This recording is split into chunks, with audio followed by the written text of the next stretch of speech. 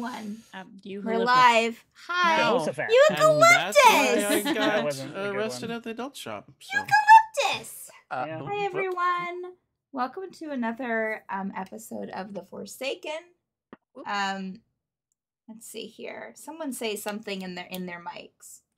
In my mind. Say something. Right. in Okay. your- Perfect. I Hello just wanted there. to make sure that your levels were good. Oh, good. Let me just start some music here. But welcome, viewers, and welcome, players. So glad to have you be back this week after I was like drowning in work for an entire week. Gotta make that DM money. Dear goodness. More money. I didn't stop working last Monday until like 8 o'clock, 7:30, 8 o'clock. It was wild. In the morning. All right. This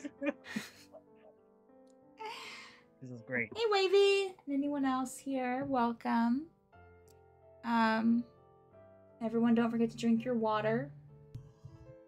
Twitch says there's only one person watching, but I know that's a lie. You know, that's fine. That's a lie. I'm That's a watching. lie. I see- Yeah. I'm Well, watching. it doesn't matter if you're a mod. You don't count in the numbers. Oh, Yeah. that's depressing. Yeah. I mean, I see 1, 2, 3, Wait, 4, so 5, all the 6, times 7. I've left Madbird open, like in a browser, I'm I'm pretty doing nothing? I'm pretty sure. You can double check me on that, please do, before you're like, I'm not doing anything. But I'm pretty sure that's what I heard. unsubscribe. Was that if you're a mod, it doesn't count in the numbers. Anyways. Don't Welcome. unsubscribe. You lose your privilege to Madbird movie nights. Okay, let's reel it in, friends. No, I'll That's- still keep my Patreon. Let's Oh, reel good. it in. Yes, always keep the Madbird Patreon. Let's reel it in. Thank you. Okay. Madbird Patreon. Excuse me. Welcome to one viewer who isn't a mod here. Yes. All right. Let's get started. This is episode 110, I believe. Does my lore masters agree? Do my lore... Okay. Checks out. I'm going to start calling y'all lore masters. It's really just Jonathan. Quick tangent, like that streamer that I shared with you, that scammer streamer, Kitboga, Jonathan. Mhm. He has lore masters in his stream. So like when he can't remember what he does from one call to the next, he says, "Do I have any lore masters that can help me out?" So that's who Jonathan and Frank are now, my lore masters. Human extended memory. It Mhm. only took 110 episodes. You but made it. You made it. Congratulations. Okay, so I wasn't a good DM and lost track of time today and did not write out an episode summary for last week. So you're going to get Stephanie's just kind of like haphazard attempt at remembering from 2 weeks ago. So we started out last episode with y'all getting hot or continuing your discussion with Agnes in the tent, Agnes Alpin. Who is Bethel's grandmother, who Bethel now is the owner of the library, kind of the head honcho. So you had your conversation with, or tried to converse with Agnes. She was not very cooperative. Only kind of reinforced her loyalty to the Great One. Well, not. I mean, she seemed very conflicted, right? But there did seem to be a lot of loyalty there still. It seemed, and let's see, y'all brought a few people inside the tent: Magdalene, Abram, and Hashana. Hashana works with the students learning magic in the Northern Crown. And are Athera. there at the settlement. I'm sorry? Sorry, I just said and Athera. And Athera, that's correct. You brought Athera into the tent as well, who is another part of the ancestors. Hashana seemed to kind of, with her brother's help, was able to, and also with Kazil's help, with the pendant, at least, that he has, started the process of removing the spirits from Agnes, who seemed to have quite a few mage spirits inside of her, placed inside of her by the library, but with her consent,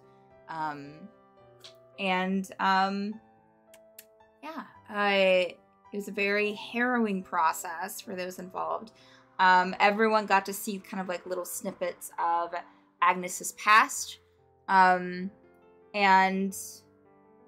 it seemed that Hashana seemed a little kind of to recognize the pendant that Kazil was using too, which most of y'all wouldn't have noticed.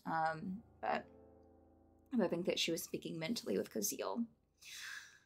After the spirits were removed from Agnes, she seemed very tired, but also a little empty, I think, as she called it. So she retired to her tent under the watchful eye of some of the Rashaska guards. Everyone kind of, for the most part, I think, retired to the tents at that time for the night. There were some conversations, of course, had. Gerbil, I think, had a conversation with Aethera. Aethera. Yeah. And I think didn't Juniper head out and have a conversation with someone, or no? The brother. With the Warforged. Oh yes, oh that's right, because you saw the tent, and you had a conversation with Hashana's brother there, who was just telling you that she had a very rough night after removing the spirits. There was a brief conversation with the Warforged, but oh yes. Only to irritate Kazil, really. Yes.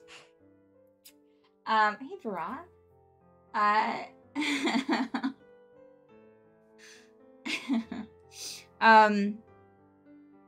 Yeah, and so I think some people had some dreams that night. I think Renarius, I think, didn't you have a dream about the Guardian, or no? Like out in the ocean? I had a vision of the Guardian, like staring at me. Yeah. Or I was staring into the area where the Guardian look at was. Me, and I look at him. And I felt feelings and stuff. Yeah. Okay. And then Kazil had a dream, that was about Bastille. Ooh, spicy. Hey, Raider. Hey, Raiders. Welcome, Humor. Thank you so much for the raid. I appreciate it. Here, let me...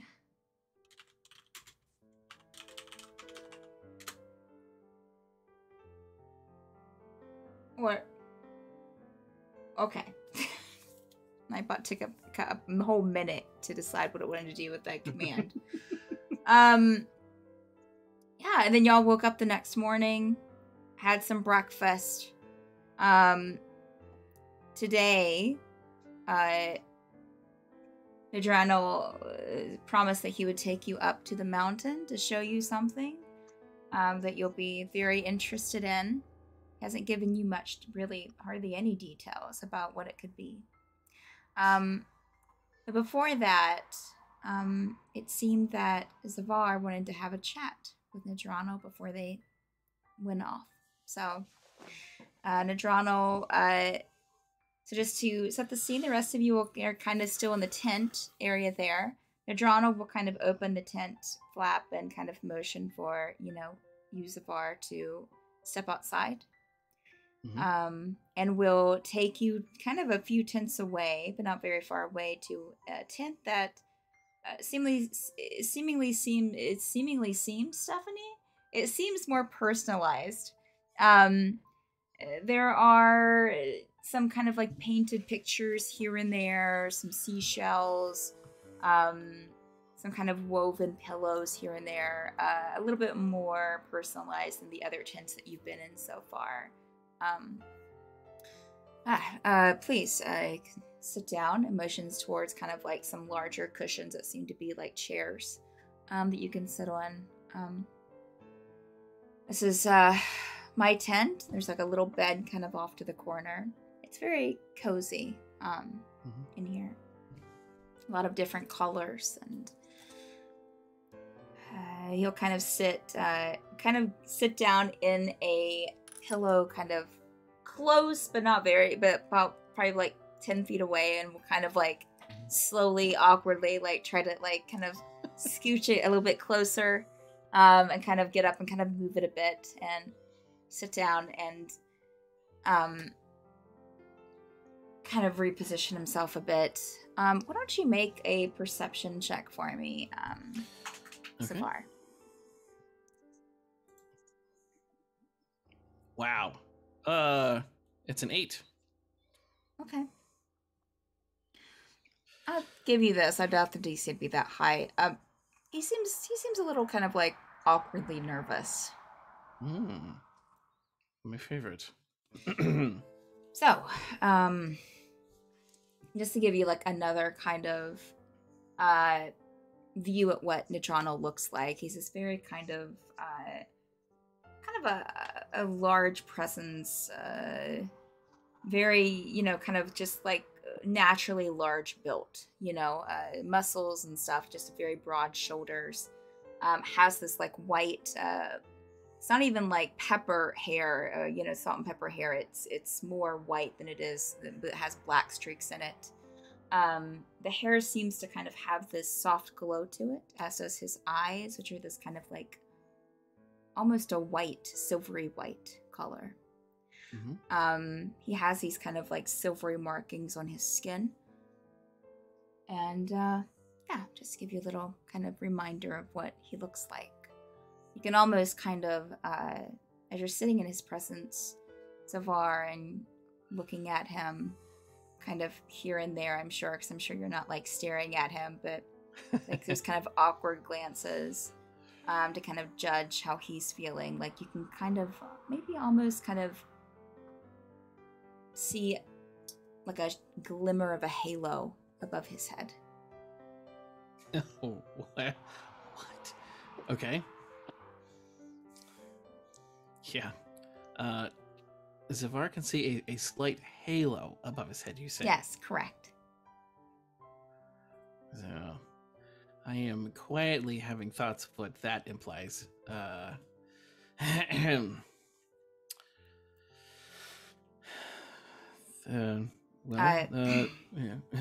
you like some water? Something to drink, some tea? You know, I would, I normally would, but I think I've been putting off this conversation long enough. Sure.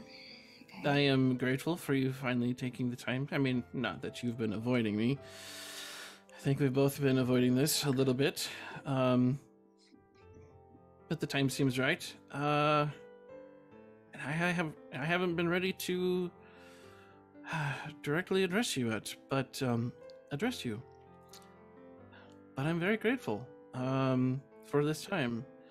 Nadreno, I know that we are related, and we have not spoken yet to each other since meeting.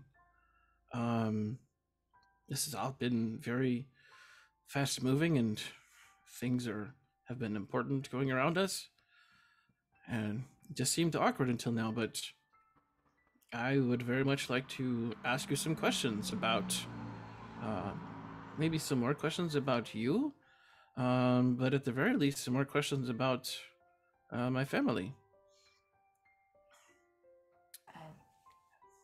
I will answer what I can, sure. I fire away. Well, the first and foremost is, how exactly are you related? I got the impression that you are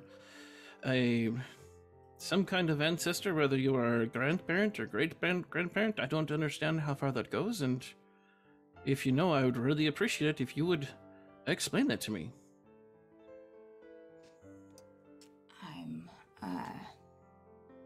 I would be your great-grandfather.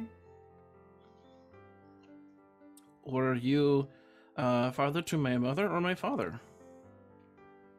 Well, Let's see. Ooh, did you say great? Yes. So... I, yeah, which grandparent? Yes, it was your father's side. Okay. Were you, Well, did you meet my father and know him at all after he was born? Yes. Or into adulthood? Yes, they all lived, in fact, they all lived here.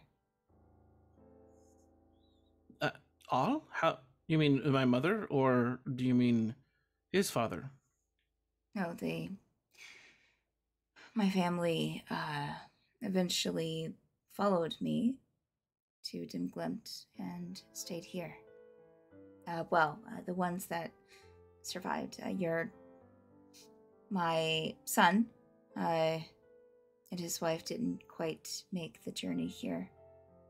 But your parents did. You did. I lived here for a time. Yes. Not very long. I have absolutely no memory of this. Do you remember how old I was when I left? But a baby. You were maybe here, but probably just a few months. Your mother thought things would be getting a little bit better.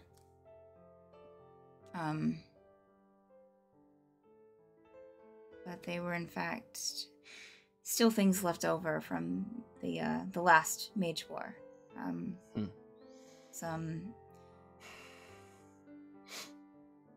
Yeah. So to kind of keep you safe, she since you hired a Kinku from one of the towns, I don't think you're there anymore. And the Kinku took you back. Or not took you back, but took you to Osbergen and took you to the monastery. Why did my family think I wasn't safe?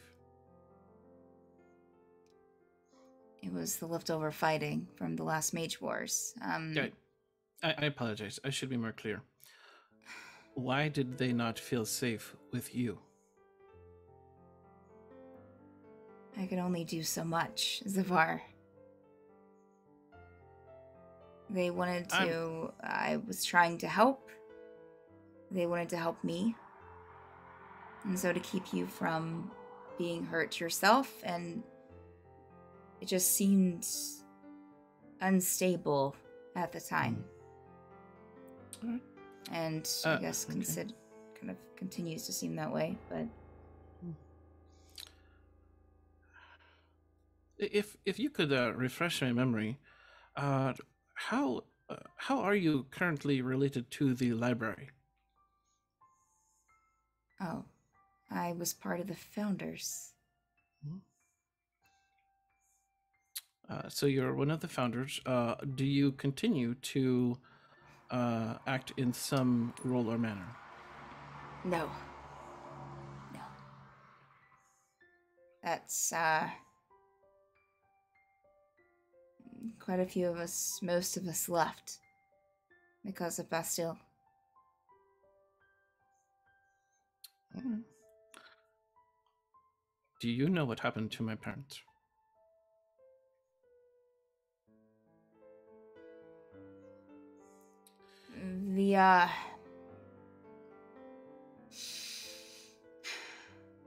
About 50 years ago. Well, just a little bit less. I'm sorry, time's a little odd for me. Not too long after, they had you taken to the material plane, Tosbergen.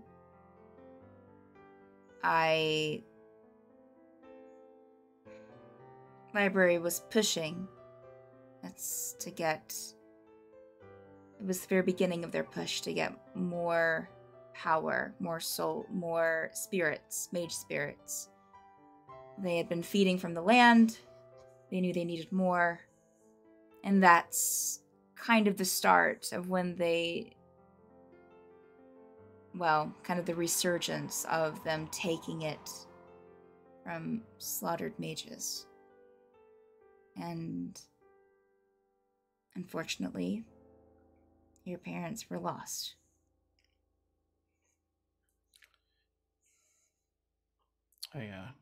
I believed something as much.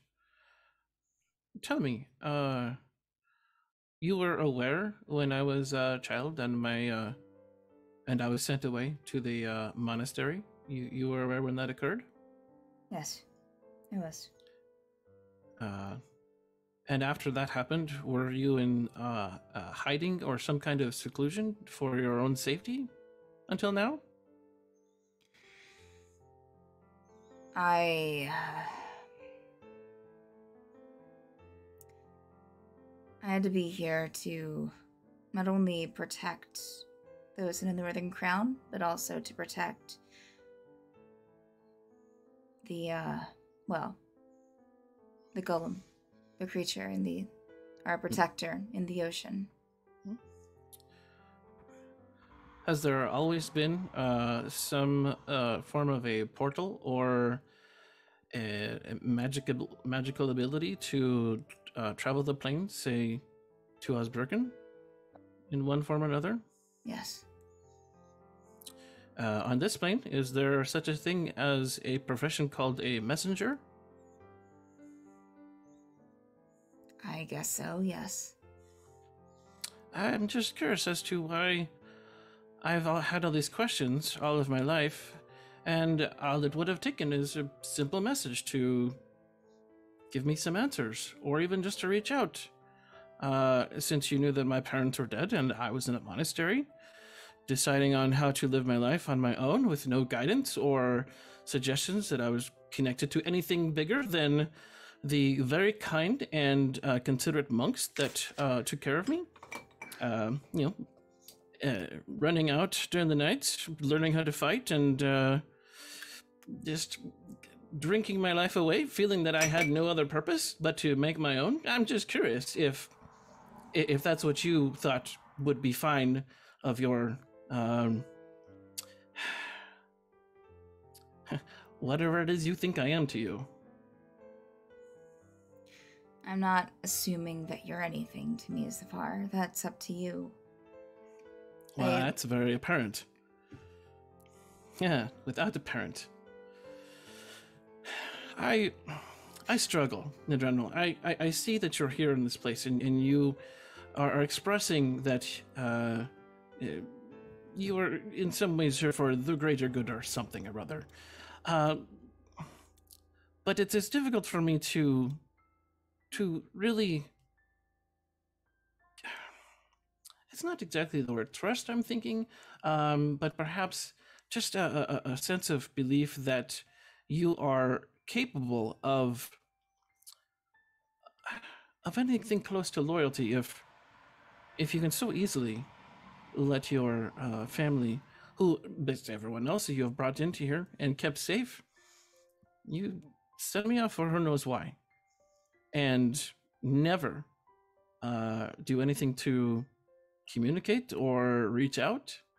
I'm sorry, but this seems very selfish and irresponsible, and I cannot understand how you have gotten yourself into this place where these people all trust you. And I question your motives, sir. I question your loyalty. I question your decision to act as caregiver to those that are around you. How can you... are the people that are near you, that you claim to care about, are you truly caring to protect them? Or is there something else going on that being here and keeping these people surrounding you is only here to protect yourself? That's fair. I understand your anger, Zavar. Oh, I don't... Go ahead, tell me. I'm not questioning your anger, Zavar. You have a right to feel it. I'm not here to tell you anything. I'm just here to guide your group. And so, am I wrong in being told that you were not taken care of at the monastery? Did they... I was provided for. I had food. I had shelter. And the monks were as kind as they were in their discipline. I definitely learned things that gave me strength and a sense of resilience. To them, I am most grateful for. I did not live on the street. I was never starving, which I know that puts me above many other people in this world. And I helped where I could, because I know that I was lucky. Then some. But still, it is difficult when I see all of this around me. And I don't understand how you can make such a decision. And to be fair, if I were to attempt to understand that maybe you had your reasons, maybe there were circumstances that seemed to make sense to you, knowing that I am going to feel this way, and you must have known that I was coming, that I was on the way. This whole thing has led us to here, to you, to the rest of these people. How are you not prepared? That's the thing that I think surprises me. I don't understand. I'm telling you, if I'm going to give you any of my trust for any kind of guidance, you are going to have to earn it. And maybe the rest of my friends are less wary than I am, but I definitely have a reason to be.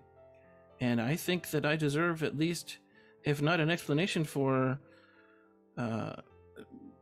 why I had to grow up the way I did that satisfies me. You give me what you have, but I think I absolutely deserve a reason to trust you right now with this expedition that we are about to take. If nothing else, we are here getting ready to put our lives on the line. We have already been in danger multiple times, trying to understand and further this grand scheme of trying to stop the library and things that I haven't even really completely understood yet. I was just brought in what I thought was accident, and then I find out that it's part of some kind of destiny, that I was manipulated to be brought here.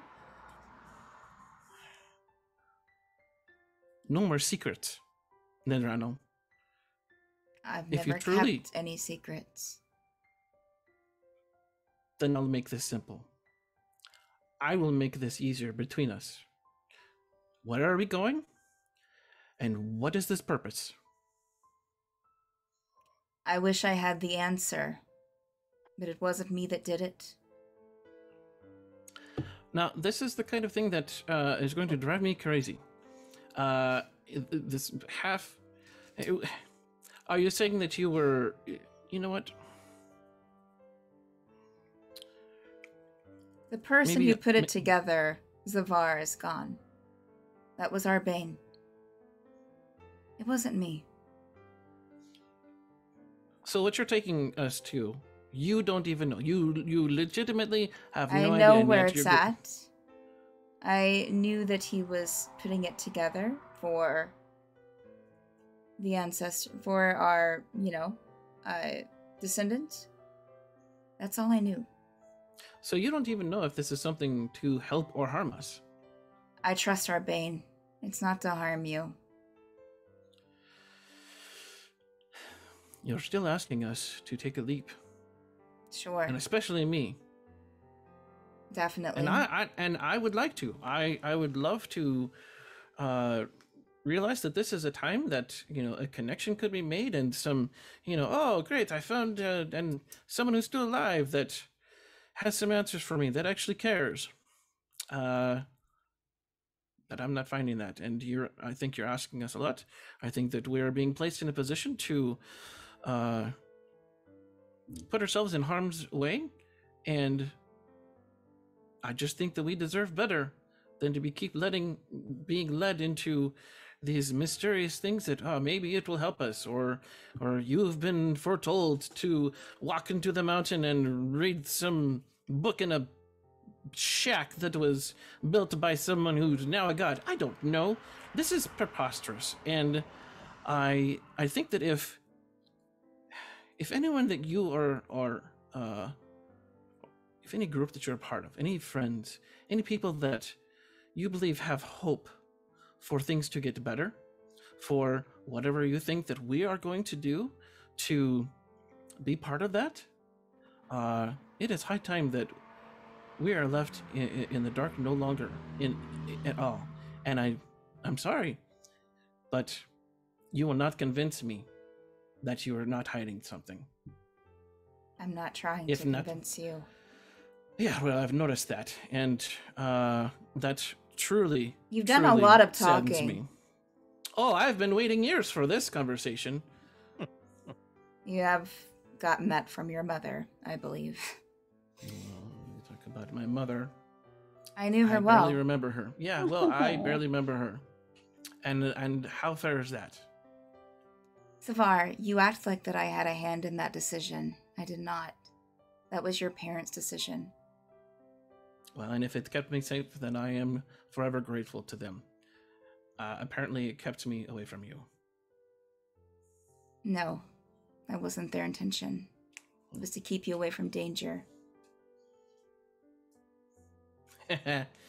Well, danger up until this point in my life. Hello.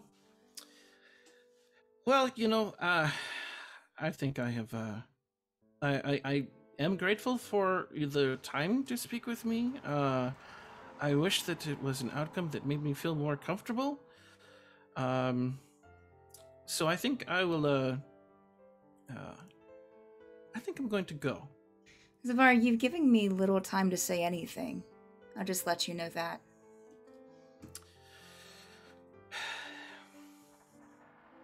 All right, that's fair. That's fair. I apologize. I apparently have had a lot to say, and I've been waiting a long time. Please, express yourself. As far as not contacting you, yes, that is my fault. And I own up to it.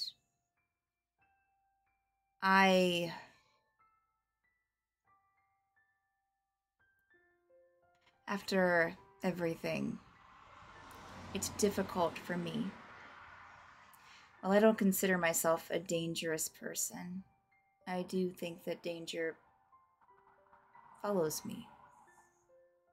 I think it does with all of the Torch, the ancestors, as you'd probably call them. We created something that is now possibly the cause of destruction of maybe not just this plane, but others. We've had a hand in creating devices that change the very essence of time, that are now, I assume, being used for wrong purposes. We barely escaped with our lives, possibly encouraged someone to collect power to the point that they could not control themselves. And, well, we get here, and we raise a guardian from the ocean to protect those that are here.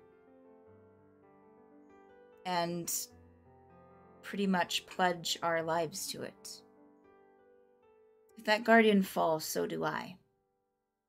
So yes, while I care for the people here, I also protected myself. Because if I would leave and something would happen to that, I would be dead. or something would happen to me, it would lose some of its power. So we are tied in that way. Yes, I could have sent word to you. I could have let you know. But what would have been your response? Maybe just knowing would have been good. Maybe that would have been enough. I was afraid it would draw you here before you were ready, before you were prepared, before you had your friends alone. And while that might have worked out, I don't know, because I didn't do it. And again, I own up to that. But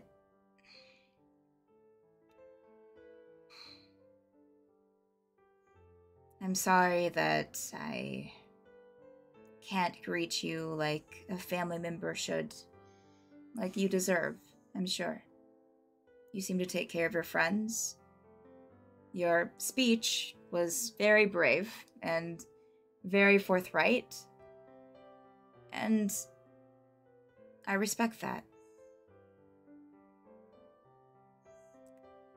I am not looking for forgiveness. I'm not even looking for your group to follow my instruction if you don't want to. Y'all are more than capable, more than welcome to not continue and to just go back, or to try and do it a different way. It's not really destiny that brought you here, Zafar. It's destiny that brought you to your friends. This isn't the answer here. No, the answer lies out there. I was just hoping to help, as I think Arbane was when he created this cavern. And if you don't want me to go with you, I can give you instructions to where to find it. It's a little windy, but I think I can draw it out. I don't want you to feel uncomfortable. That's not my goal. I'm not here to lead you. I'm not here to lead them, the people here in the settlement. I'm just here to try and make things better than the monstrosities that we've put together years past. And I'll be here forever. As long as that thing's alive, I'm here. As I am now. And I don't know.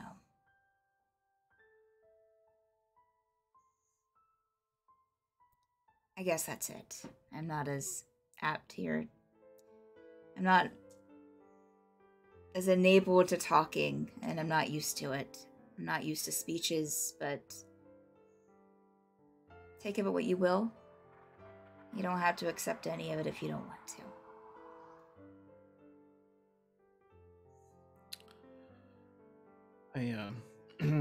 I suppose I'll consider that a lot to think about. Sure.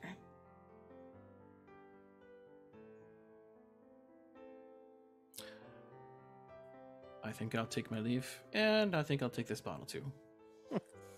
Please do. Just, if you want me to come with you or directions, just come and let me know when your group is ready. Fair enough.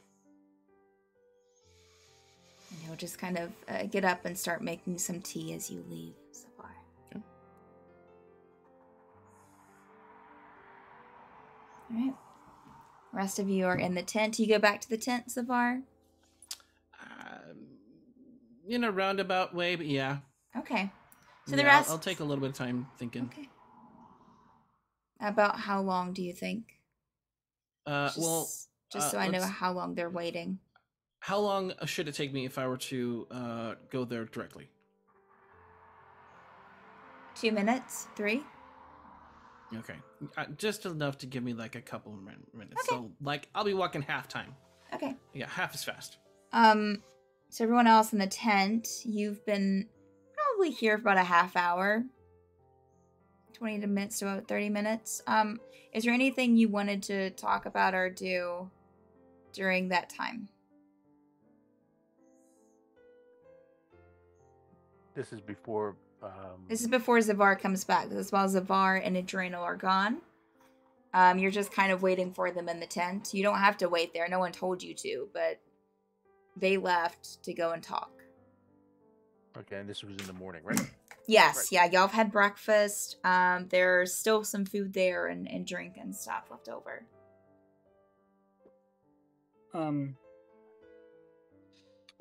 Magdalene wasn't with us for this, right?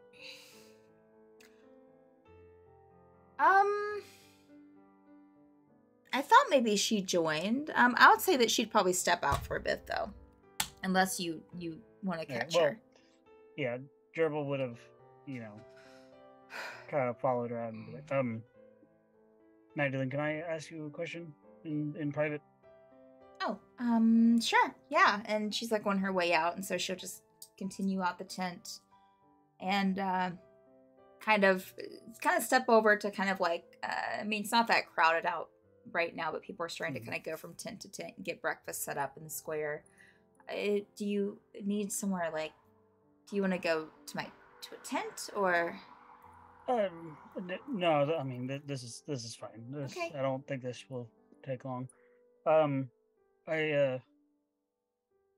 just want to, thank you again for everything you've done for Shinad and getting her here. She seems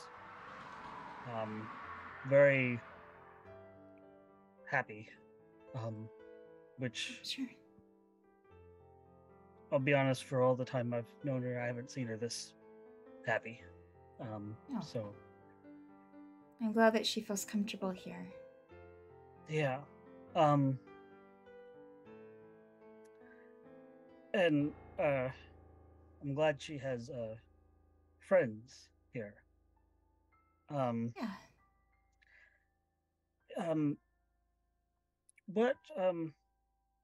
What do you know about Losa? What's her story? Oh, well, she was, I think raised by, I'm trying to think. I think that she had parents when she was a baby, her and her brother did. But they don't really remember that much about them. But I think that her mother brought her from the Feywild, I think. And, had some clan, or knew of some elves here. I'm not sure if they were part of her clan, but the elves that used to live here, brought her here to have them, for them to raise her, because things weren't very good, I don't think. But that's what I've been told. There's an elf here that was around when she was brought in. Could you let me know their name? Yeah. Her name is Elsatra. She Can you please spell that? Sure, you're Just gonna get love out it. now. You're gonna love it. EILSATRA.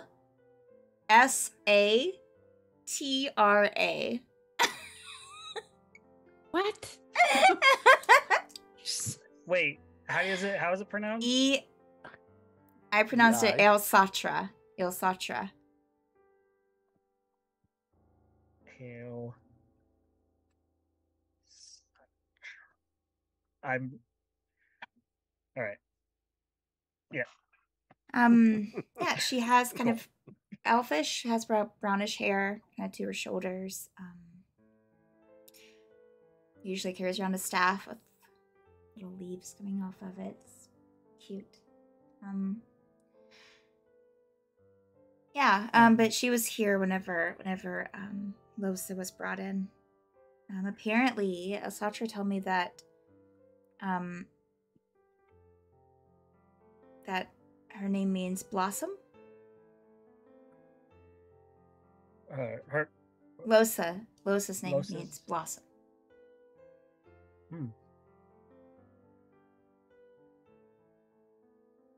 It's a very pretty name. Thank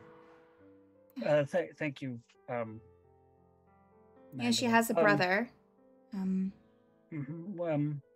Twin brother, as with the... When we moved in, the elves weren't, I don't know, kind of felt intruded upon, I think. And so, them, along with some of the Rakshasa, moved out. The Rakshasa went somewhere else, but the other clan went, I think, west, I think? Oh, so they're still in Glint.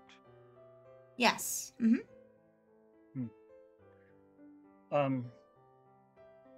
Do you happen to remember the brother's name? Oh, yes. Vic? V-I-K, as in kite. All right. It's very, I mean, why are you asking about Losa? Is it just because of Shanad, or? Partly, but, Do you happen to know anything about her history?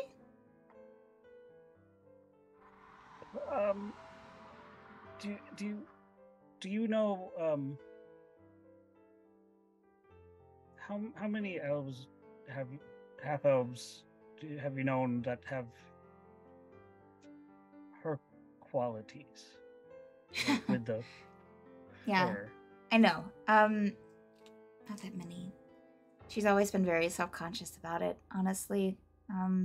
Still is now. I try to tell her that it's unique and, makes her special. But, once kids get to a certain age, they don't really want to be special. Right. So, I don't know. I think that, she's had a rough life. And I don't think that she really is that keen on herself, unfortunately.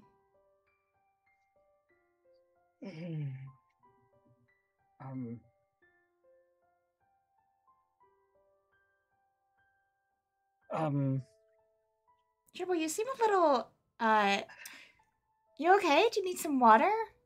Well, probably. Okay, let me go and get you some. Just stand right there. No, wait. Let me. Okay. I need to just say my thoughts to somebody, because I'm kind of freaking out. Okay. You can tell me anything if you want to. I am not pressuring you to. Insight check. No. I'm listening. I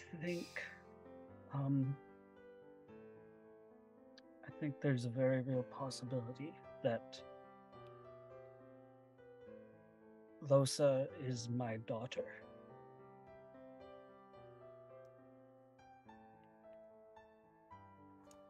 She kind of looks at you for a second, Gerbil, and just kind of at first almost smiles like you're joking, and then starts looking at your fur. He's shaking. His hands are shaking right now. He's not holding up well. Wait. I mean, Triple, I don't. And she'll kind of take you even farther, a little bit farther away from. So, I mean, it's a lot happening. So, I mean, if I were to guess, with the kind of elvish ears, I'm assuming that she has some elf heritage. Is that from you, or? No. No, I spent a long time in the Feywild, and I fell in love with an elf, and we had a life there, but upon returning to the material plane, I forgot most of that life, and that got her killed. And I know I was in the Feywild for nearly a decade with her. At least best you can tell. You know, I don't have many memories of that. But well, is one of the reasons I got so invested in Shanad's, you know, well-being was because there was always something in the back of my mind that, you know, she reminded me of a daughter I never had. And now that I see Shanad safe and sound, and I see Lohse, who has very similar qualities to her mother. I think, I don't know for sure, but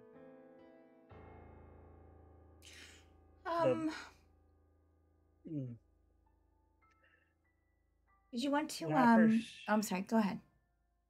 I don't know. I'm just thinking out loud here. Yeah. So when I first joined the Torchlight, Aurelius gave us like a trippy vision quest thing. And in mine, it was life with Addie, my wife. Okay. And it was in a house that was high up, overlooking, and we had kids, and that was the first time it ever really. What if I had kids? And then when I got here, and Shanad and Lohse took me to their little clubhouse because they wanted to show me the talking cats, and they took me up to that house down by the beach on the pillar. And that was the house in that vision quest. And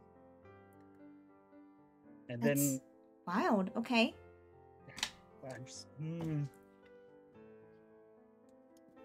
Where's Zavar? I need a bottle. Did you want to try to go and talk to Asatra now, or did you want to do that later? She might be around eating breakfast. If you, I can go with you if you. I think maybe I'll wait till after we have this hike. Did you want me to maybe point her out to you? I can probably. Do you know what she looks like? I mean, you said here. She was she'll start tagging you, and like she'll kind of like sneak through a tent, like, you know, in between two tents, and like, you know, you have like the square where they had the feast last night, but today they have it just set up with a breakfast, and she'll kind of like look through and point her out. Kind of a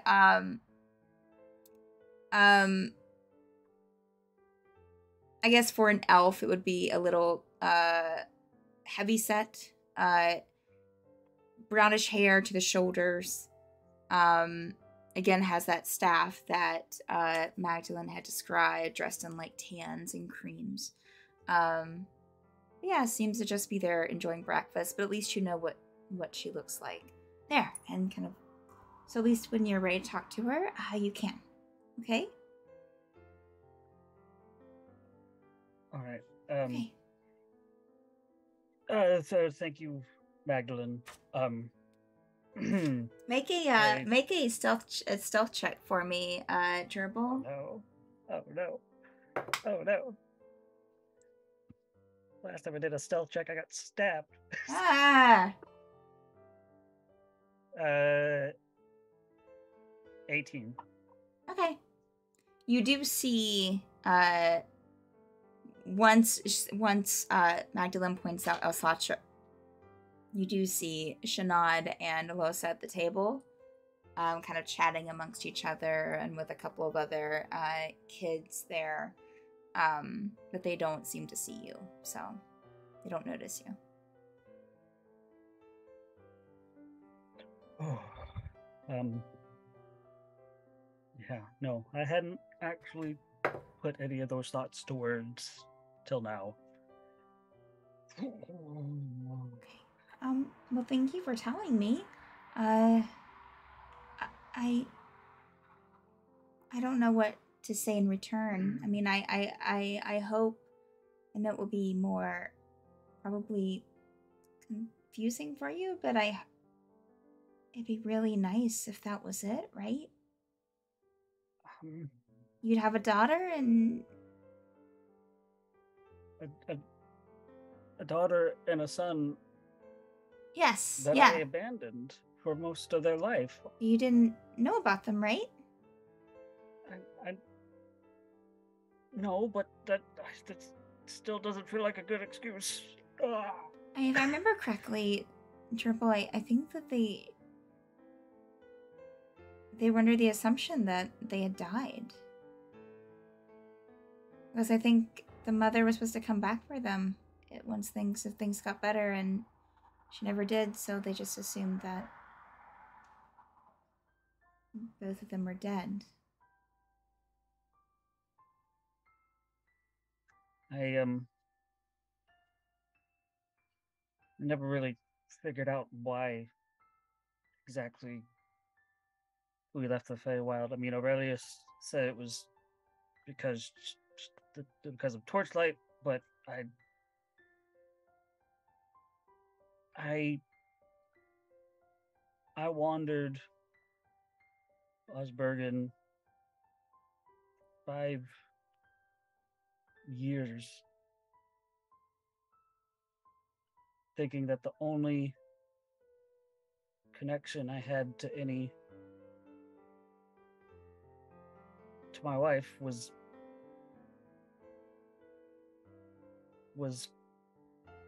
a keepsake? Yes. And it's just to think that I spent all that time wallowing in my own self-pity when I had 2 children who needed me. Magdalene will kind of take one of your hands, and kind of will have to be like both of her hands on yours, since your hands are probably bigger. Gerbil, I don't understand what you're feeling, because I don't have any kids that I don't know. No, I don't have any kids that I don't know about. But somebody call Red. No. But they were well taken care of.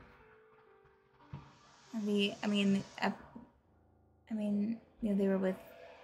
I know you can't remember it, but they, I think, were around 5 or so when they were brought here. So they had 5 years, and then they were, past 5 years, they've been raised by the elves and then by us. And Vic went with the elves, to travel because he wanted to. He felt safe with them. And I know that they seem to be very protective of them. They made sure that we were okay before Lois stayed here.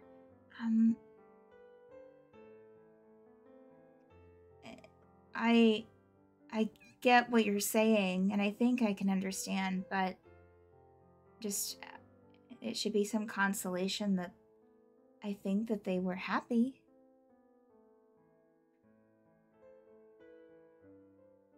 But not to say that I don't think I think that they would be very even more happy. And to know that if you wanted to be, if you were here now. Or at least to know that you were okay.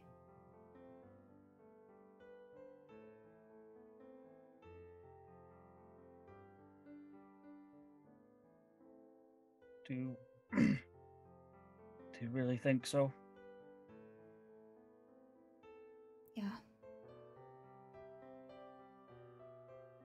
Los has been very curious about you, honestly. Asking what you are, asking, I had to find a book about bugbears to show her. Oh. Can imagine there's a lot of good in a book like that. Well, she had questions after. A lot of them were of the violent nature, but I explained that you were good and that, my experience with you on the boat and, with what Rin had told me. And, she's curious about all of your group, of course, because you're new and you're adventurers, but I do think that there's something that might be kind of tugging at her too, that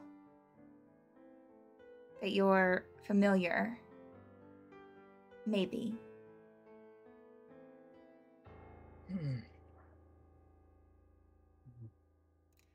So when you're ready, you can talk to Elsatra if you want to. She might have a little bit more insight, but I'm not really sure. But if you ever want to set up, chaperoned or unchaperoned one-on-one or whatever, however you want to do it, I'll be more than willing to help out. Okay? Okay. Or if you want me to ask her something, just let me know, okay?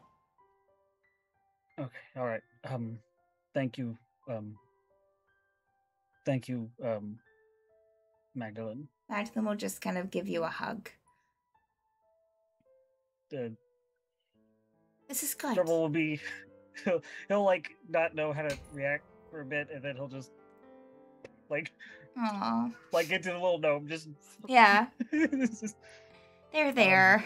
It's okay.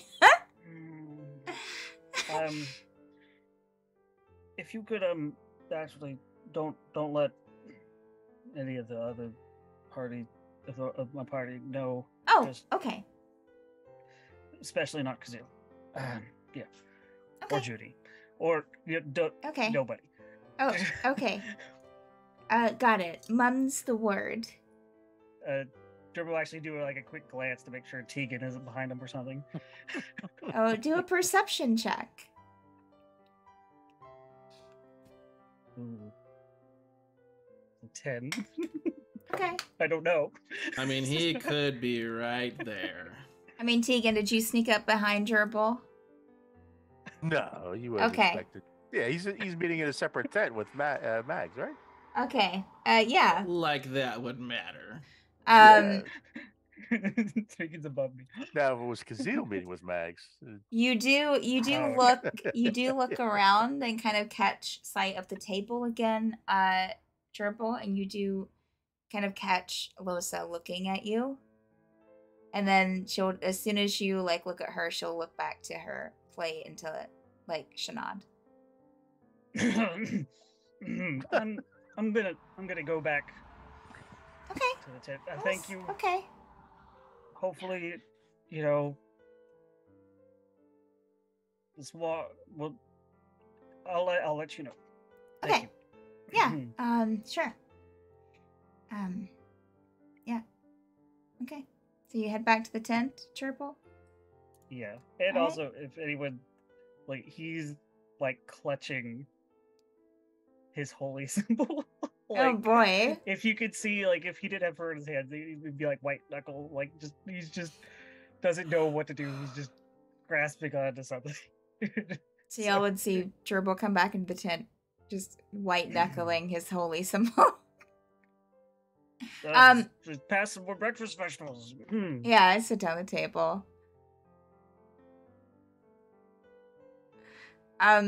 Anyone else have anything they want to do during that 20 to 30 minutes that Gerbil was talking to Magdalene and Zavar's talking to Nadrano? Did you have something, Tegan? I know that you were asking questions earlier. Was there any other ancestors in the tent at the time, or Nadrano was the only one who was around with us at the time for this expedition? I think Magdalene would have been in there, of course, but then she stepped out and Gerbil followed. I don't think that Aethera would have been there. So okay. All right. No, and then and Agnes wouldn't have been there either. No, she's under house arrest. Yeah. Yeah. Wow, Nadrano's gone. You'll probably see one of the Rakshasa kind of like peek in and kind of look around the tent and then just leave.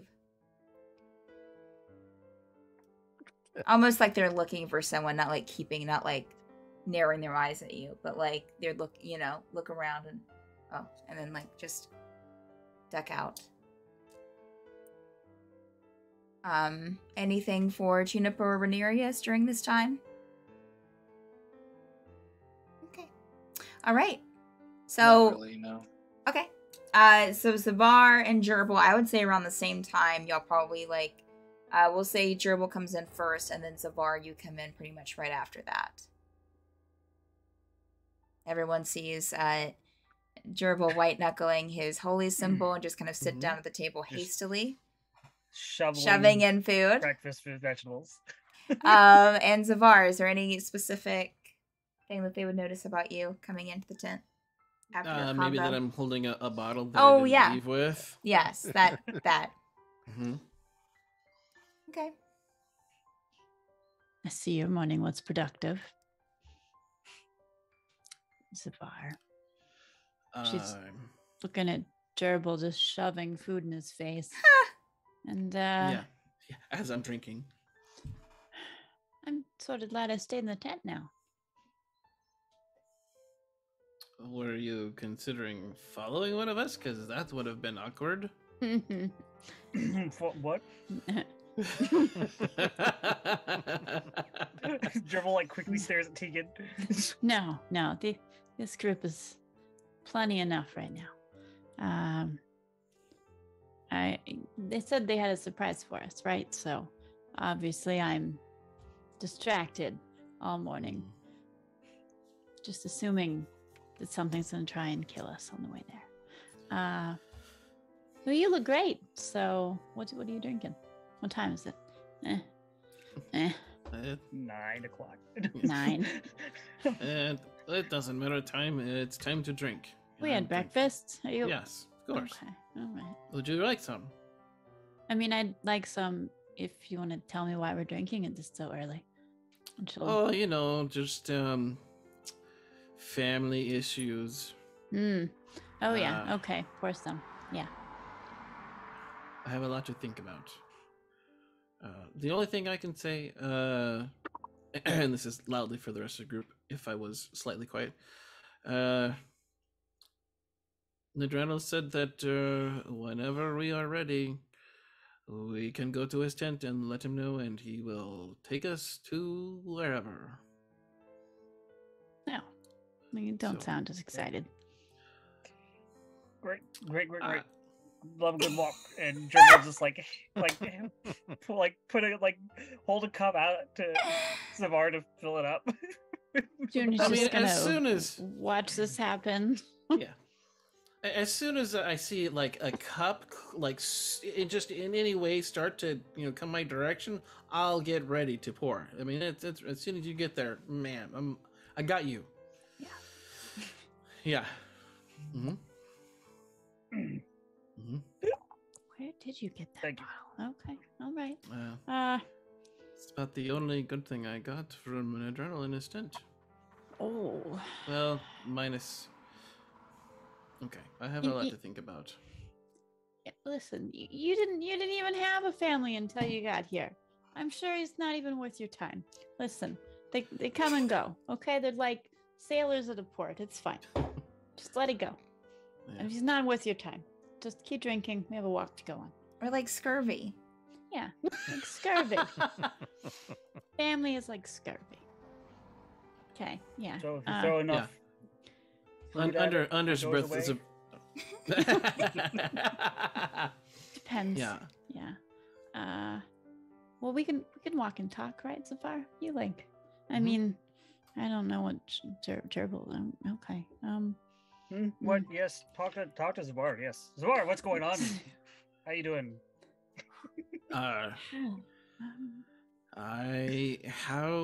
Um, drink, glug, glug, glug. That's great. Wow. You know, me too. this tent is. Let's get out. We gotta go. There's something wrong with this tent. There's something wrong with this island. I mean, Something wrong with this plane. the plane. Yeah. Yeah, List well, we goes know on and on. that. Yeah, Yeah. them Gerbil, I budgets just had a weird. great conversation about family. How are you doing? What? Family? No. No, I thought we were. No, we already Mhm. settled this. Scurvy. Move on. Yeah. Let's Scur- go. scurvy, out yes, out the boats. door. Out And the now door. we're So- on Let's a go hike. Yeah, he's fine. I mean, Sanat's here. She's safe.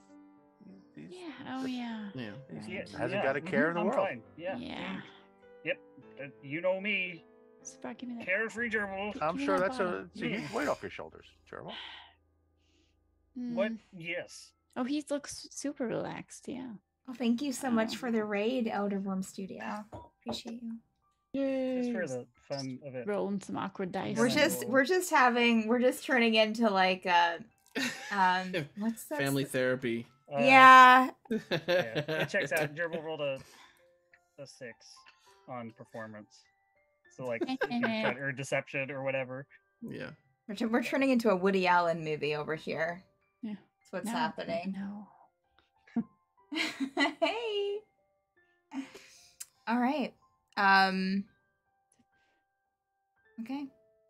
Are y'all just? I mean, as I said, and Toronto said that he would be in his tent when y'all ready. So. Mhm. Yep. Tiggle will get up, grab an apple, put it in his pack. Okay. All right. Everyone going too, and Kazeel will follow as well as Pixarin. We will. Yeah. So you go and get Nadrano. Nadrano will take you.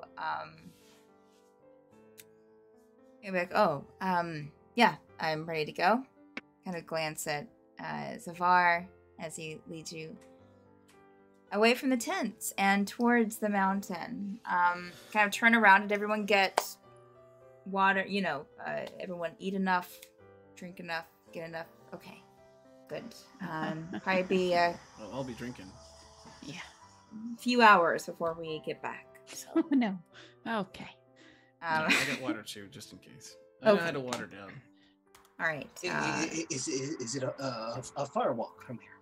Well, it's about a half-hour trek up the mountain, and then we have to head through the grove, and then we have about an hour walking through the caves to get to it. Oof. Mm. So This sounds like fun. I'm sure it's fine. So he'll kind of lead you up the mountain. I won't. It's basically it's just a long trek. You won't be running into anything. I will say that when you get up towards the mountain, where if you go up the mountain about a half hour, you get to this kind of groved area where it has all of these like trees with these leaves that kind of cascade down and kind of almost hide the forest within. Nadrano takes you into the forest, takes you through the trees. There doesn't seem to be a path laid out here, but I mean, it seems relatively safe. As you're going up the mountain and kind of entering this grove, you would hear the heavy like splash and thundering, like occasional footfalls of the golem in the ocean as it continues kind of like looking around the island. You get up into this groved area, and I'll go ahead and why doesn't everyone, as soon as you enter this treed area, make a perception check for me.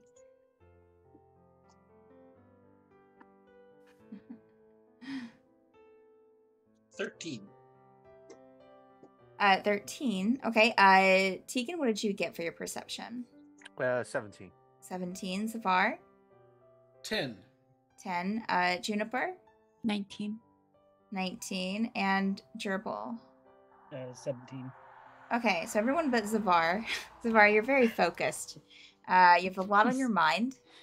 Drinking. Everyone else, you notice as you're entering this kind of groved area, and just as you are about to start into the forest, and where it looks like almost everything gets cut off by these leaves and these trees, you kind of notice a little, almost looks like a little house, kind of further up the mountain, kind of hidden amongst some more trees up there, and also kind of right here in this area that you're currently in, you also see some sunflowers. It could be worse, Zavar. You could have grown up there, in the middle of These nowhere. golden sunflowers? Yes. Sorry, what are you, what are you talking about? I mean, at least you grew up with other people in a monastery, right? It could have been worse. You could have been here, in the middle of nowhere, in a little Sorry, house. I wasn't even looking. What? Oh, okay. Gerbil's gonna... Okay, go ahead. Sorry. Just because he's super on edge right now. Does this area with sunflowers and everything, how similar does it look to where he buried? Oh Addie? no, yeah, the field of Oh my sunflowers God. that you buried Addie's head in was a complete. I love this. This is before That's a Zavar. sentence. I know. What? The sunflower field where he buried his wife's head at. Okay. That was like a wide open field. Like you had mountains in the far distance. This is at the very Yeah. edge of the forest here. Okay. Kind of almost he like just- leading in. He's remembering now that, like, you know, what Addie said her favorite place was, and that's where he was gonna bury her, and now he just had a fleeting panic moment, like, did I not even bury her head in the right place? Oh no. Wow. You had that touching moment when you buried her head though. Like that was beautiful.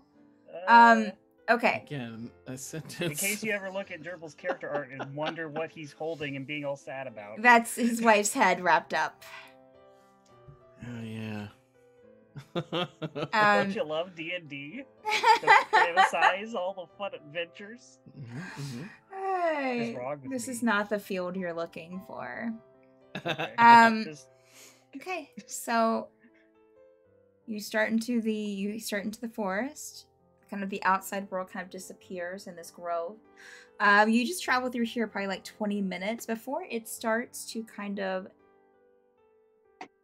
in a weird way, like naturally kind of move into a cave. And you'll still have kind of trees growing right there, like just inside the cave. It kind of, you have the moss that kind of continues on inside the cave. And Adron will be like, watch out, it gets a little slippery with this moss here. So just watch your step. And because he's kind of walking a little bit ahead of you, or just like right in the front at least. Continues on. So far, everything has seemed relatively safe. You'll see some bugs and different little like creatures in the cave. The interesting thing is as you continue through this cave, it seems natural, but the way that it's almost like a maze in itself. Nadrano seems to know like which way to go, and he seems to be kind of holding a piece of paper, like looking at it as he's like almost like a map, as he's like making his way through. And occasionally he'll stop and mutter to himself and be like, Arpain, Jesus. And just occasionally like glance at Kazeel and be like, and kind of go back to the map and like try to like figure something out. Okay, I think it's this way. But like the cave walls themselves almost form this maze, so it seems natural, but it almost seems like too good to be done naturally. But you move through this. There's a couple of times that maybe Nadrana will kind of lead you into the wrong direction, be like, then kind of awkwardly be like, no, we have to go this way. Sorry. I almost there. And we'll continue on. You have about a good hour walk, I think, through this cave. Yeah. And then it kind of narrows a bit into this long kind of hallway. And as soon as you step back out of this hallway, it opens up into this huge room. Nadrana will start pulling torches out of a side bag that he was carrying and start handing them out and lighting them to each of you. As you step further into the cave, or into this room, I guess, you start seeing a mural, and I'll try to kind of paint what this looks like. There's a huge mural that's kind of like a circular room, almost. Not precisely a circle, but just naturally a kind of circle-ish. You see this huge mural on the wall. Let's see here. A huge mural of like these bright, almost what seems like lights coming down to a group of individuals on the wall. It looks to be about 7. If you look up onto the ceiling, there is a huge creature with 7 lights surrounding it. On the floor, you have this huge pit of not really a pit, but you have this huge kind of layout of black sand. There are pieces of stone, natural stone, kind of coming up through the sand, like almost like stepping stones or little platforms that you can step on. But the floor, about half of the floor in this huge room, is that black kind of glittery sand that I think all of you recognize by now, seen before. There are specific kind of a little taller, well, not about a foot tall pillars on the floor, kind of going in a semicircle, facing the huge mural. And each of them have what looks to be like a glass vial of blood embedded into it. And those pillars have the black sand, of course, surrounding them. By those pillars of blood, there's a step, almost like a little stepping stone or a little place that seems to be connected to the pillar, to each pillar with the sand, with the blood vial in it. Nadrana will just kind of step in and let it all just kind of sink in. Yes, this is the entrance. This is the first part of Arbeyn's journey. I've been here once before, but it's been a while.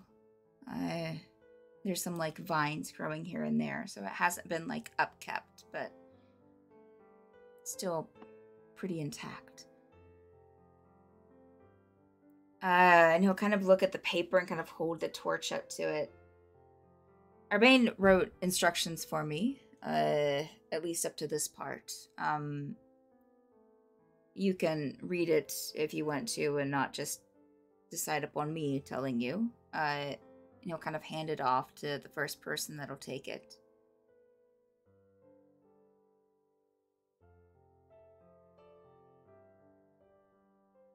Before any of us takes it, should we let her know now?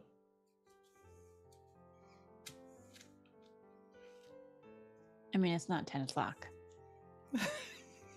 No, it's just we've got 2 Stephs on the screen. Yeah. What happened? My Yes, Zoom camera crapped out. Yes. Oh, okay, that's fine.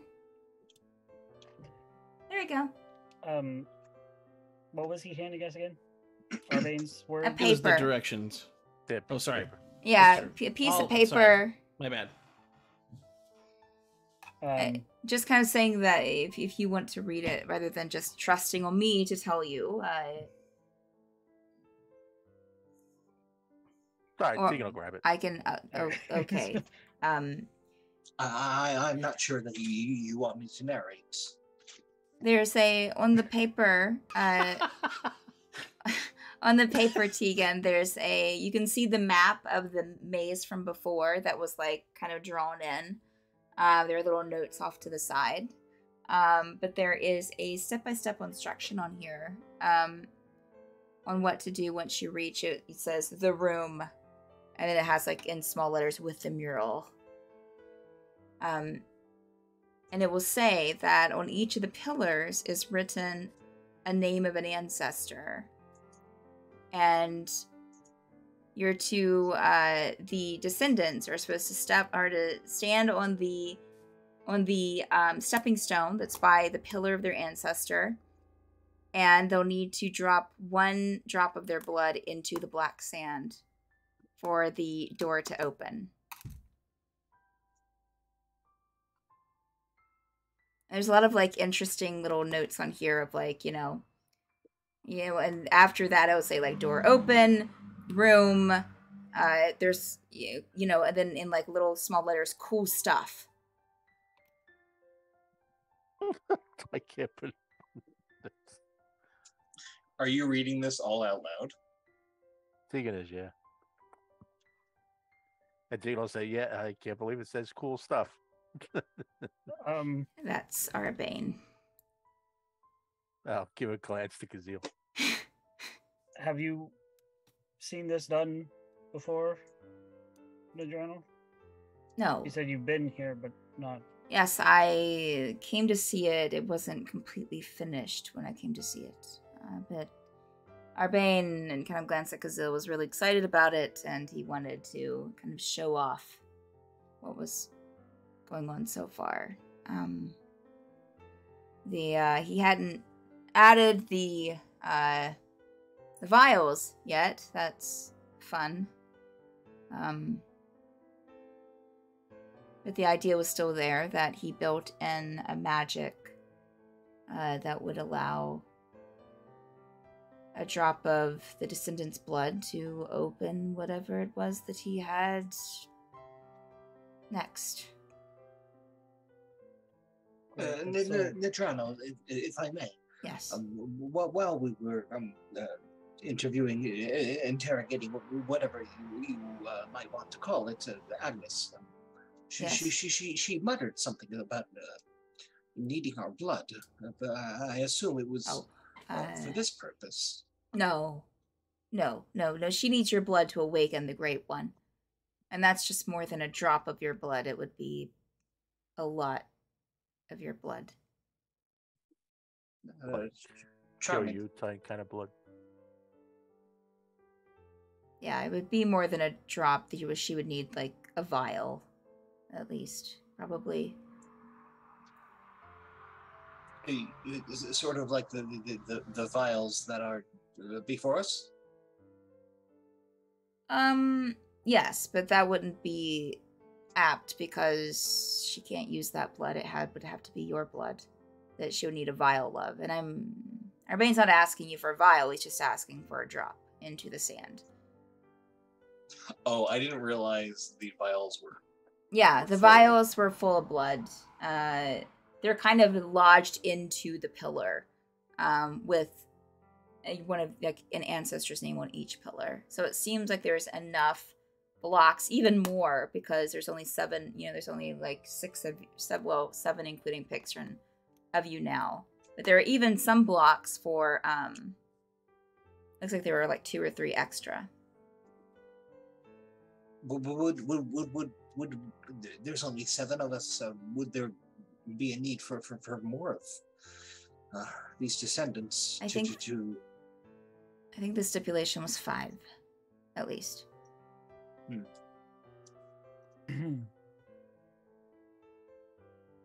So did Arbane get all the blood of our ancestors when you were all on the island?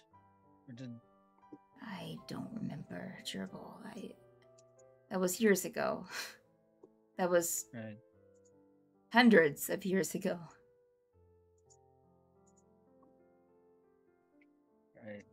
Right. Yeah, yeah.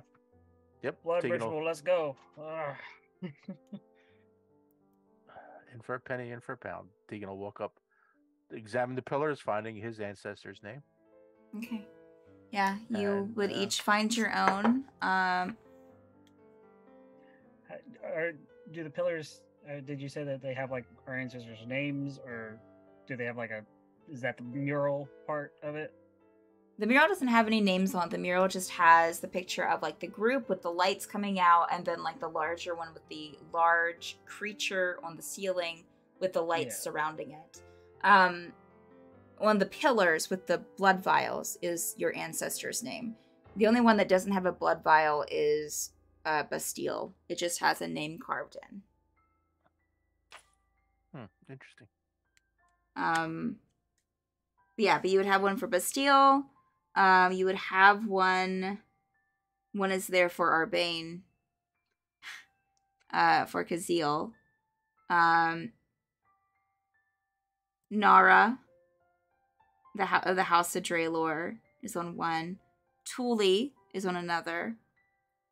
Kamashamar is on one. Lutheus Ceridan. There's one marked for Nadranal. And then there are other ones there if you look around. Oh, I forgot. Magdalene would have came with you. Sorry. Because she has one here too for Helna Rockadil. There's one for Athera. One marked Athera. There's one marked Magnus Fenton. I think that's it. Oh, there's one marked. No, that one wouldn't be marked. So yeah, so the only two that's not occupied is. Oh yeah. The only two that's not occupied, or that you don't. No one's there to stand on would be, Athera. Which I think you know is Varys's mother. Mm-hmm. Oh, yeah, she's in town. And Magnus Fenton. There's one marked to Magnus Fenton.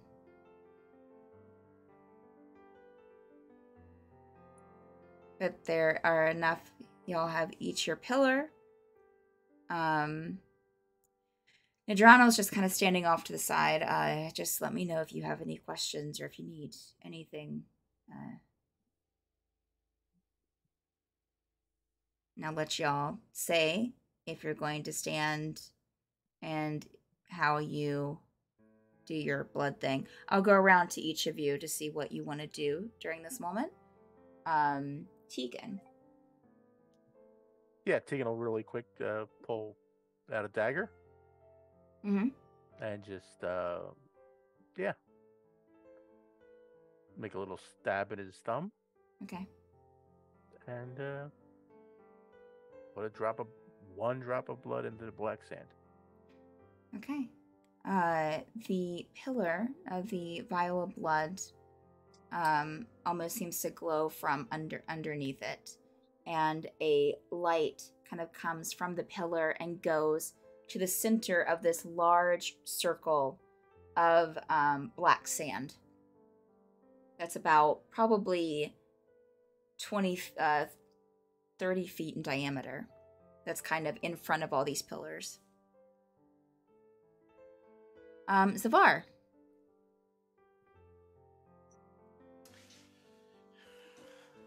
Currently, Zavar is not stepping towards the designated pillar. Okay. He's hanging back. Not quite ready to commit to this. You just waiting and seeing? Yeah. Okay, so I'll Yeah. come back. I'll come back to you. Juniper.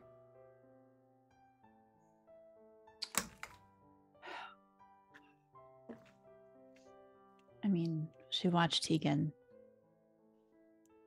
And she watched Zavar. She's looking at Gerbil.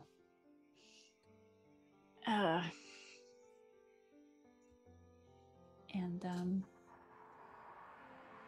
I don't think she cares what happens anymore. So she's gonna draw her sword.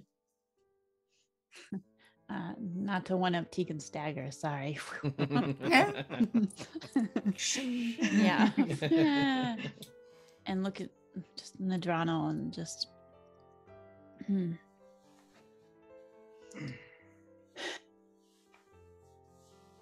I hope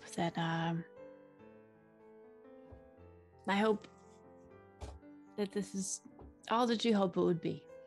And she just nicks the back of her arm and cleans her sword off, resheathes it. Okay. The blood vial lights up from underneath it, and same thing that happened with Tegan's. A light goes to the center of this large circle of black sand. Gerbil.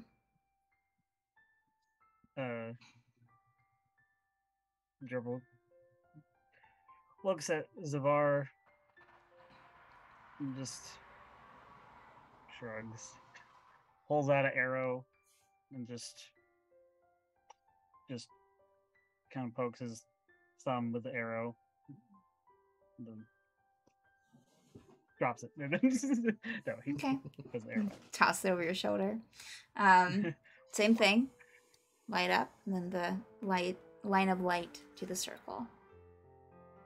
There seems to be a very faint glow coming from underneath the black sand in that circle now. Renarius. I would likely consult the group. Are we sure I should be engaging in this? I know we have fears of something awakening in me or whatever. Do you think I'm safe? I think your fears are very well founded. I too am. I'm not sure about continuing this way of entering a space. We don't know what this is exactly going to do, despite what it looks like has already been done. We haven't had any answers to anything we've done for the past few months. We don't have anything else to lose, Zavar. Just Gerbil looks awkwardly at the bureau, like, What is well. Family. Wow.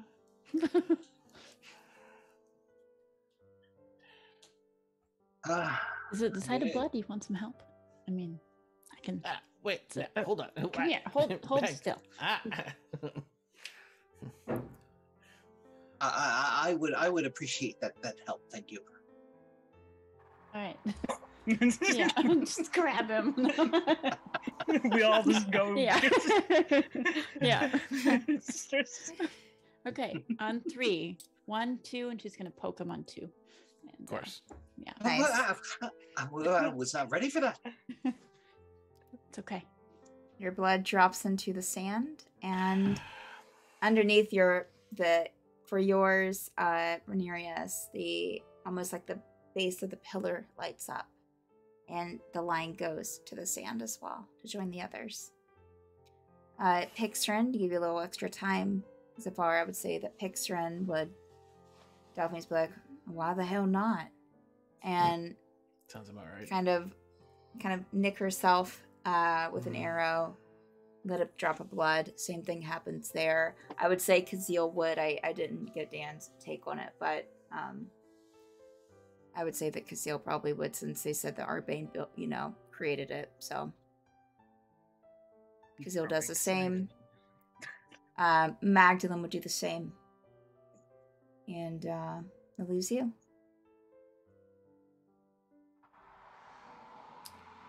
I do not feel that this is wise. I think that this is another chance for us to fall into something that we are not prepared for. But the last thing I want to do is to not help my friends. Well, if you feel that, I mean, didn't we just read? Didn't it only need 5? Oh, did I not count? Was I supposed to count? That's what the paper says. That I mean, the minimum is 5. Yes. I mean, there's You don't have to. me, Tegan, Pixar, Judy, Magdalene, Renarius. Mhm. So if you want to be our safety line in case Abstain. something does happen to us. Perfect. If this is cake, I'm taking your share. Okay. No, our blood sugar's too high. The Sam will tell us that. No cake for us. If it's gold, I'm taking your share.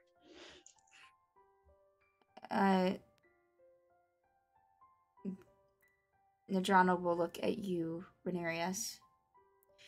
Renarius, would you put your hand on your pillar, please? That will finish off and will... Damn it, Steph. Finish. Say that. What now? Put your hand on the pillar for the finish. Bear, thank you for the anything on stretch it? and the hydrate. We'll get that done in a second. Yeah. Renarius, could you... Renarius will approach the pillar. Oh, okay. Thank you, Joe. Okay. And if you put your hand on the pillar, like where the other like blood vials are for the other ones, like they're at the top. If you put your hand on that, like there, the light will become brighter on all of them, and kind of the center of that black sand will illuminate even more. And out from the black sand rises a large, what you can tell, it looks like a structure of sorts, that has a door on it. Stands about probably like 7-8 feet high, probably. Well, let's see, yeah, probably about like 9-10 feet high. It's still plenty of room in this cave area above it. There is a door there, and that's where we'll take our bio break. A bit late, but so everyone watching, we took a 10-minute bio break, so stay tuned, and we will be back in 10 minutes time. All right, see you Everybody soon. stretch. Everybody drink. Stretch, hydrate, drink something. Mics are hot.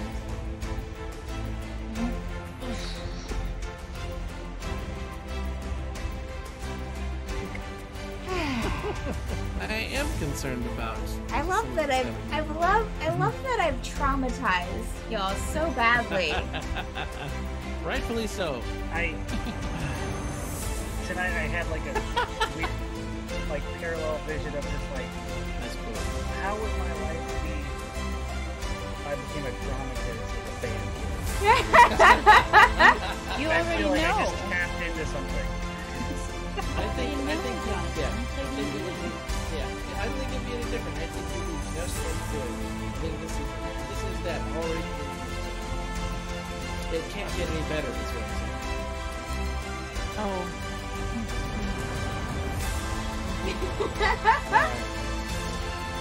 Really uncomfortable. No, you are. Yeah, I'm thinking of it just like. Yeah, I am. In my acting. Yeah. I do already have an Emmy. Maybe I should go for true. what you got. oh yeah. Yes, Emmy Get stretch. out of here. Wouldn't that be hilarious if like some actor comes out of nowhere, wins a Grammy, wins an Oscar, wins a Tony, and then someone's just like realizes, some reporters realizes, wait, he got a regional Emmy way back when. It probably doesn't count. Probably has to be prime time, really. But It with counts. your It's regional Tony. Oh my It gosh, should be. imagine what a regional Tony award show would be like. We just did a busy. D&D award show. For like best role player 2022. best over dramatic speeches. We do know Best illegitimate Owner of- child in a role playing game. the owner of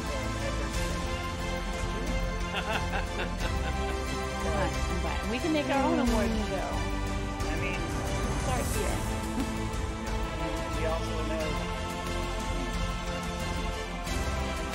Patreon supporters, you might have a say in like what kind of award show happens. Yeah. And who gets to vote for the award show? New Patreons here.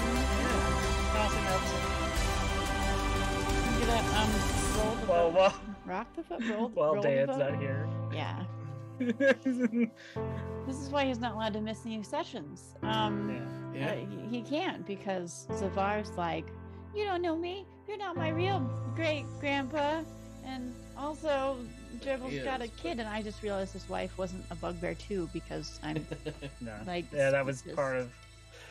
that's part of his whole 9-page backstory was that him and his brother and the band of bugbears were attacking a traveling group of elves, and then due to some arcane archer magic, both Gerbil and the elf who was fighting both got trapped into the Feywild. And they both critically injured each other, so they were enemies that had to rely on each other to survive in the Feywild. Reminds me of that movie. Which one? Alien one. Sorry. Enemy in Mind? Yes. I wondered if that's where you're going with that. Have you seen Enemy in Mind, Jonathan? Okay. I'm so not- good. Do I I'm need not- to sue for my backstory? Yes. Possibly. Possibly. But also just, we should watch that for a time. Wait, is it enemy of Nope. Just Enemy Mine. Louis Gossett Jr., Dennis Quaid?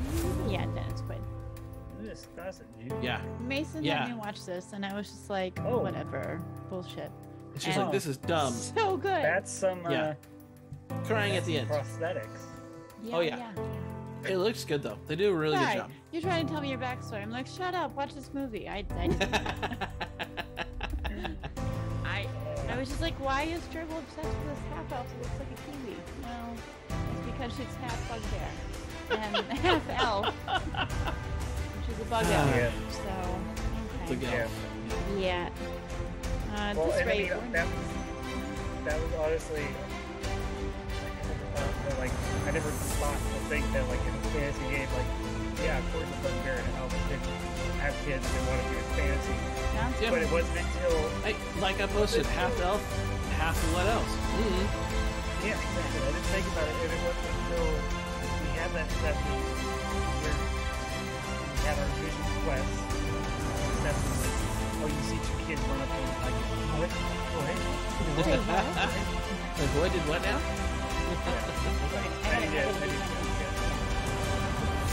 Alright, get your break on.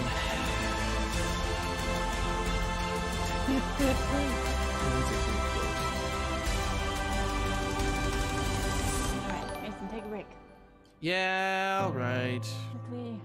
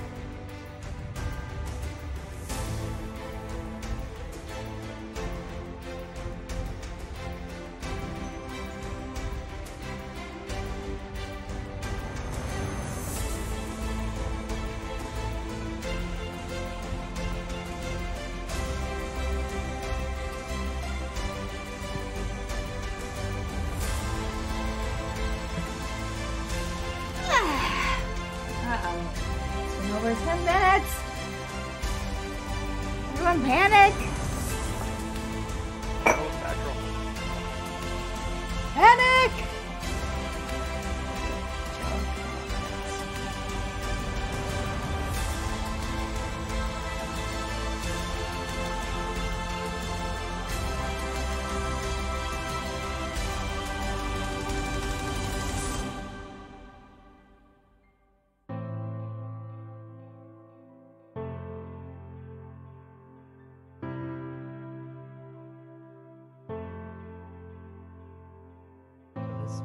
Thing that I was pretending to Yeah, it was a pencil holder. It's an old dice roller. Oh, that my yeah! grandpa- Looks like Yahtzee or My something. parents that used my to have one grandpa- like that. Mhm. My grandpa used this Oh man! when he was stationed in the Navy, Wow. and I still have the dice. He used their ivory. What? Yeah. Loaded. No. They are not. But my dad had it for years and years, and he got rid of the desk that he always had us on, and he was just like, "Hey, you do a lot of things with dice now. Here you go." Aww. Pretty cool. That dice cup has seen a lot. That is very. Yeah. It's in good condition, too. That, man, that. Yeah, it really is. That cup could talk.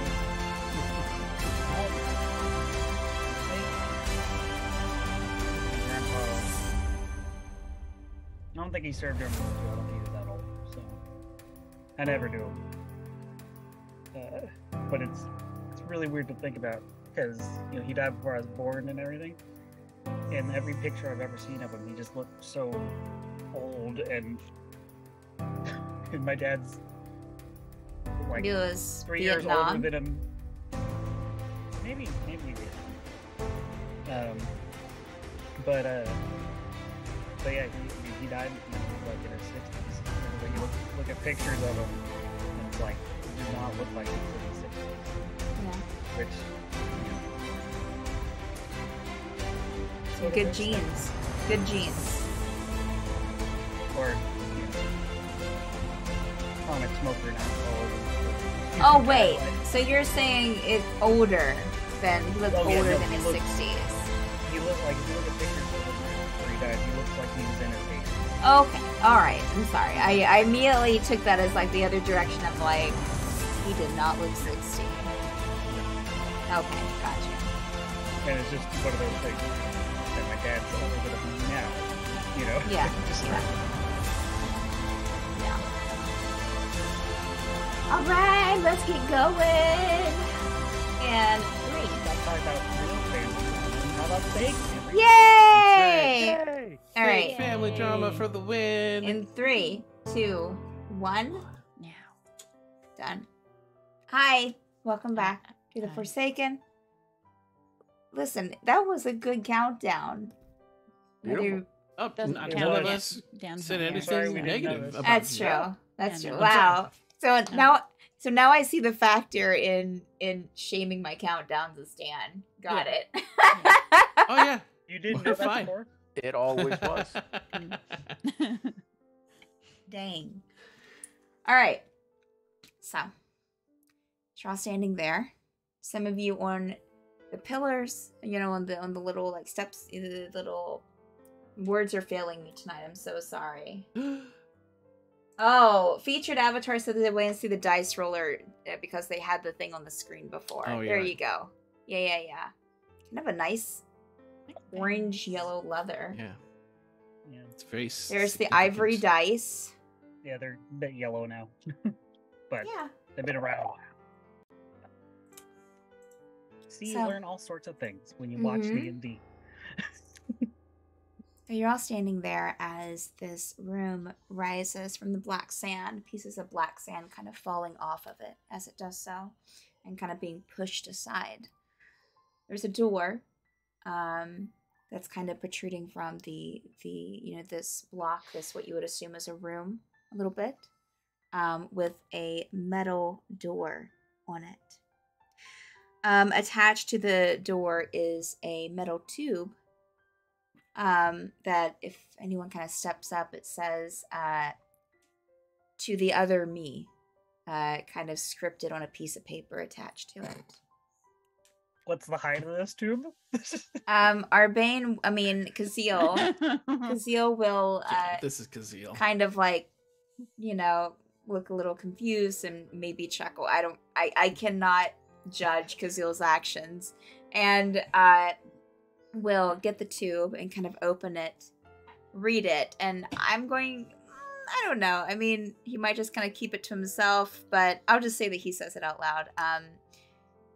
He reads it out loud. I knew you'd need some explaining. And then the door kind of clicks and opens.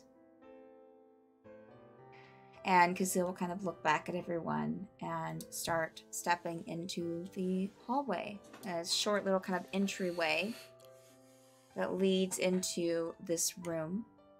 Looks a little bit more spacious once you're inside of it than it does on the outside. And as you step in, like the ceiling seems to go on for definitely higher than it did outside. Tegan's going to wait. Okay. And when Zavar goes to walk in, he's going to stop him. What, me or Kazeel? Zavar. Yeah, okay. Where are you going? I'm This not door is for the people who bled. Shit. Oh, you're going to pull that on me now, are you?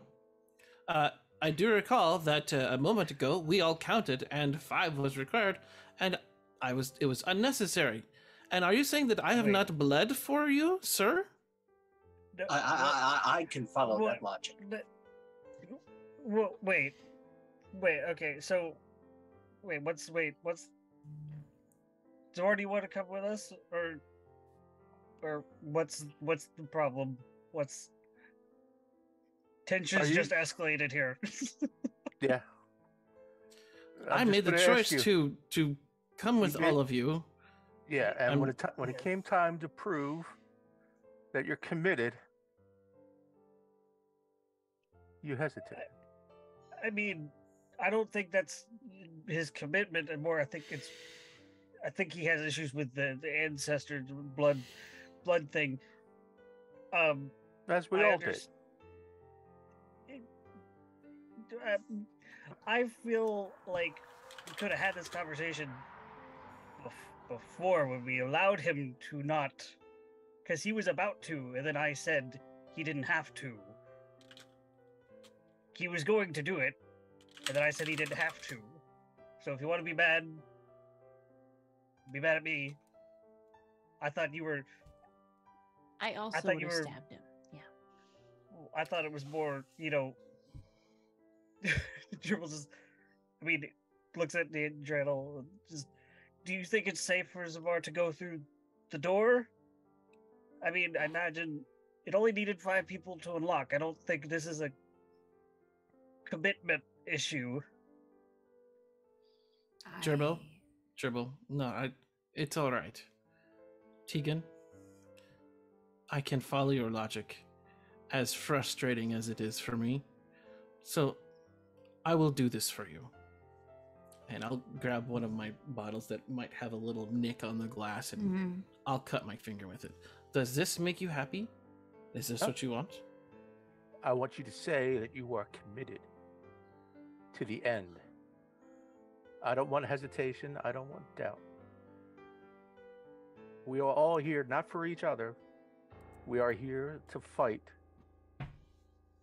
against a group that wants to bring back a god.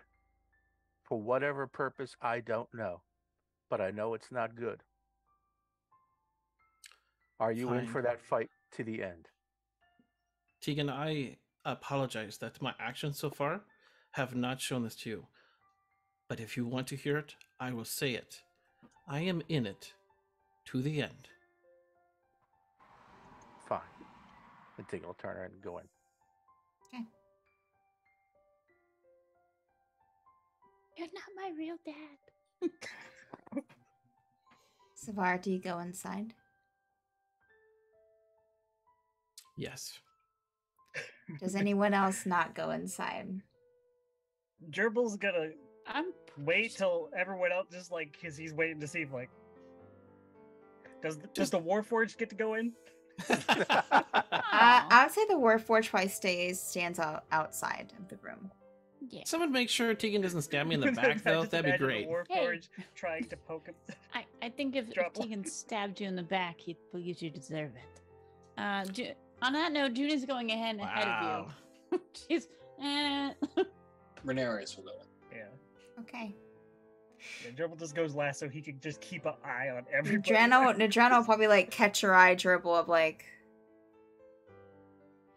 and just kind of like go in. Well, no, would he? No, he's not going to go in. He'll be like,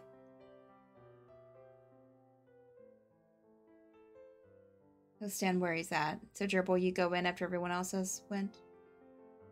Yeah. Okay. I mean, I guess he'll look at Nadreno when he sees that Nadreno's not coming with us and just. He'll say, "It's not for me." Right. Woo. Chosen ones. We all like each other. Goes, and I'll go through the door. Does the door shut behind me? Nope. As everyone Okay. steps in. Kazil's already inside, like, looking at As you step in, I'll explain what you see as each of you kind of get in. The ceiling seems to go on probably about, 20 feet. A high ceiling that doesn't match what you see on the outside of the room. The entire room that it's kind of circular, but there are edges, and I can't think of what that is called, but there are pictures hanging on the wall, all over, things hanging, things stuck to the wall. There are shelves, and it seems like there is a portrait, very similar to, where else did you see this at? I'm trying to think.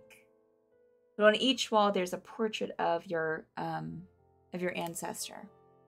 Oh, when we were in the library yeah. meeting. Yeah. Those Yeah. were there or something. These definitely don't look the same, but they're different portraits, so it's not like you're seeing the same room or anything. Not to alarm you.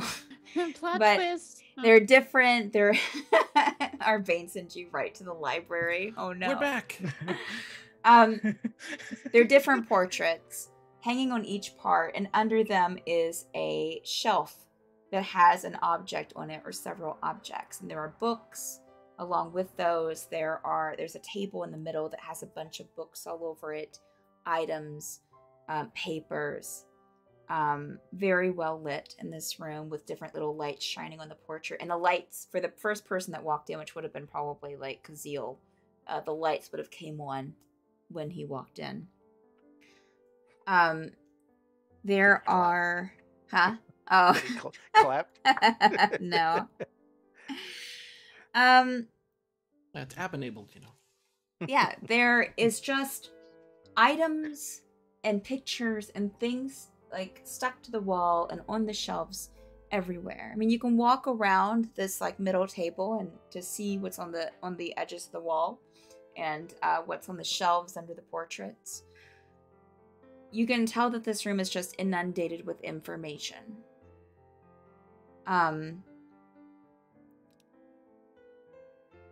Is there anything that anyone would like to do once stepping into this room?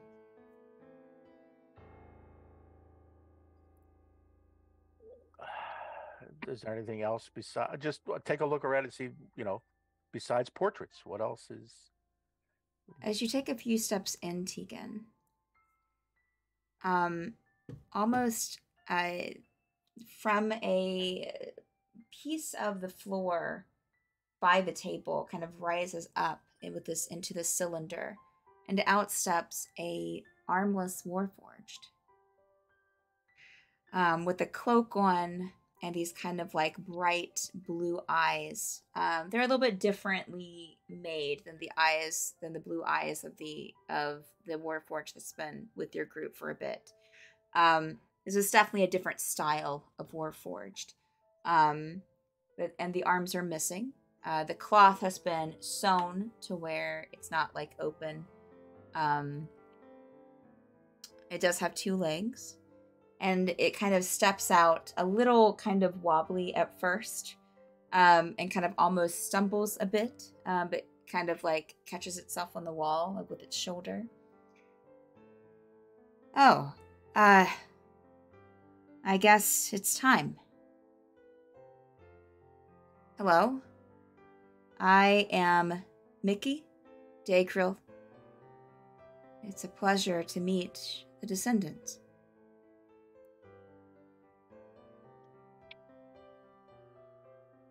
Right. I am here, was placed here as a guide. And he kind of looks around. Oh.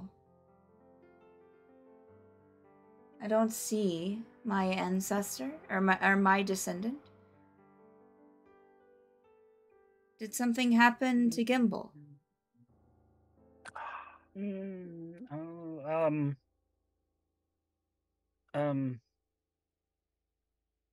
No, no, he's fine, I think. Doesn't Pictrin still have the magic mirror? Mirror?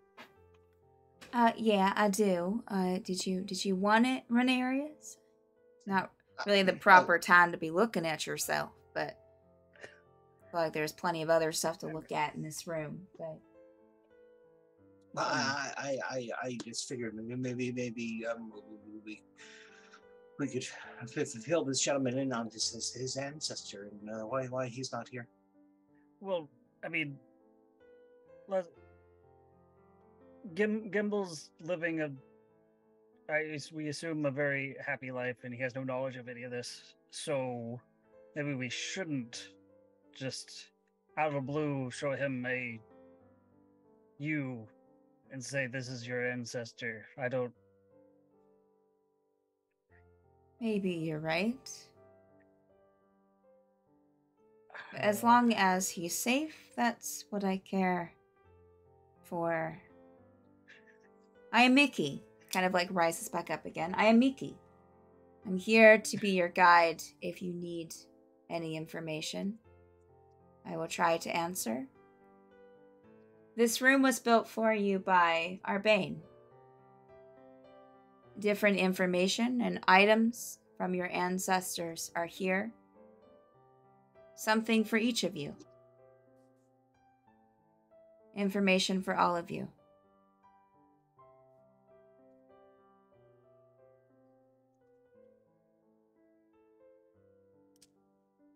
How can I help? What is this place aside from a place of information and items and does it have a greater purpose than being some sort of a study or a storage facility? No offense, I know you've been here quite a while. It's for information. To give you information about the past. I'm here to give you information about the past.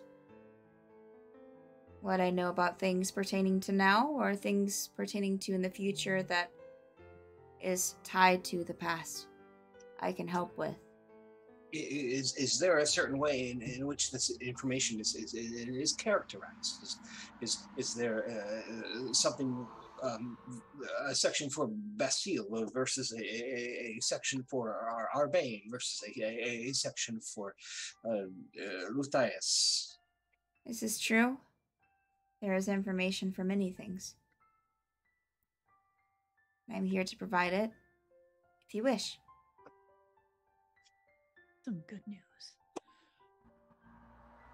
But if you see the shelving under each of the portraits for your ancestor, as it kind of like looks around the room, there is something for each of you to take if you want. Arbane thought you could use some help or something that might interest you based on your family history.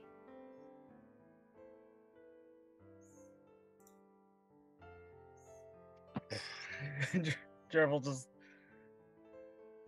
it just goes over to where the portrait of the orc is. Okay. Yeah. I'm gonna find Bestial's portrait as well. Mm-hmm. Yep. I'll go find mine. And I'm gonna cast Detect Magic. Okay. You go blind. Good. Renarius, I'll go ahead and say this. The entire room is pretty much magic. You will see a lot of magic around the Warforged. You'll see magic on the objects that are under each portrait. I mean, there are other like smaller things here and there that are magical as well. But that's where the main magic's coming from. A couple books here and there, maybe. But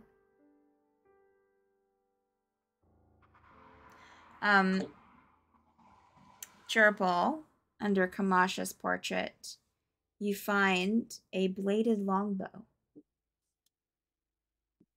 which is official. So you can look it up. I'll put a link in chat here.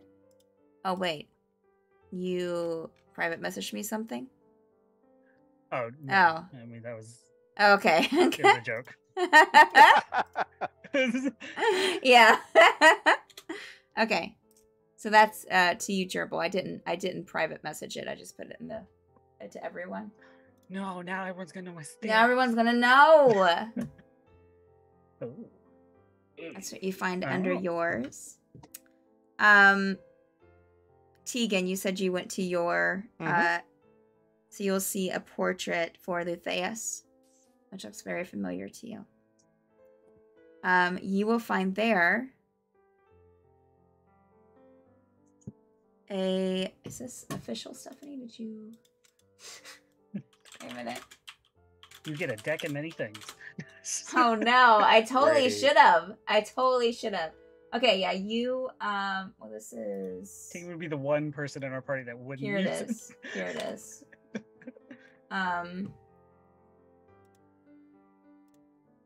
Here, I will private message you the link. It is the I'm not even gonna make you like cast detect magic on these. I'll just say that there's a little like even a note with it that just tells you what it is. It's a cloak of the bat. You also get I'm Batman. there's also a metal tube there with it's kind of a glass tube with a metal tube inside of it, and there's blood around like in between the glass and the metal that moves around if you shake it. lava lamp. The tube does open. It's a shake weight. Do you open it, Tegan? Yep. Inside, you find a very tightly rolled up piece of paper with a name. Ooh.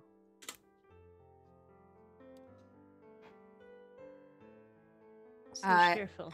Makes me nervous. Mickey will speak up. These items weren't picked by Arbane, but picked by your ancestors themselves. Or at least consulted one. Zavar, did you say that you went to Nadrano's portrait or no? I did. Okay. You get, and I will send you the link to this. You have a little note attached to yours that says Gloves of Soul Catching.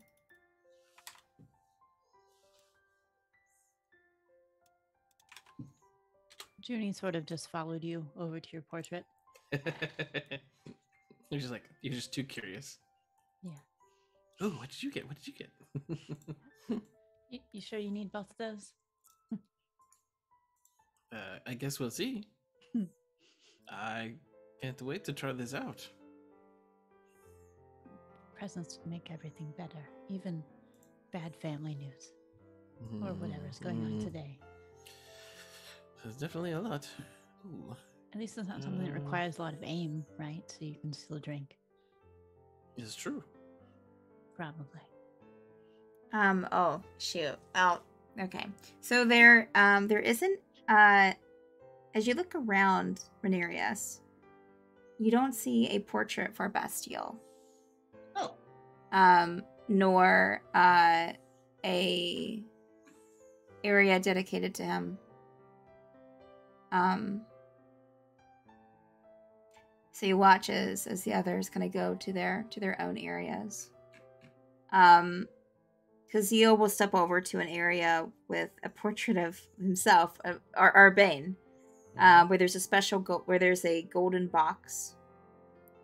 And he will start looking at it, but I'm going to leave that to him, what he reveals and doesn't reveal with that. Do you go over to your portrait, your ancestor's portrait eventually, Juniper? Oh, yeah. Yeah, she'll wait and watch Zavar, like, moving all over his gloves, and she'll watch Gerbil for a bit, but curiosity. I hope it's gold. She runs over. Grandma left me a boat. As you go over to the portrait of Thule, your ancestor, Juniper, you find a beautiful wooden box and a book on magic tattoos. And then inside the box is tattooist tools. Yes. This'll do. And just to let you know, if you read the book, this is just me telling you that you'll be proficient. It'll take about 40 hours to read and practice before you become proficient. Here's a bar. Yes? Do you have any tattoos? Excuse me? Would you like one?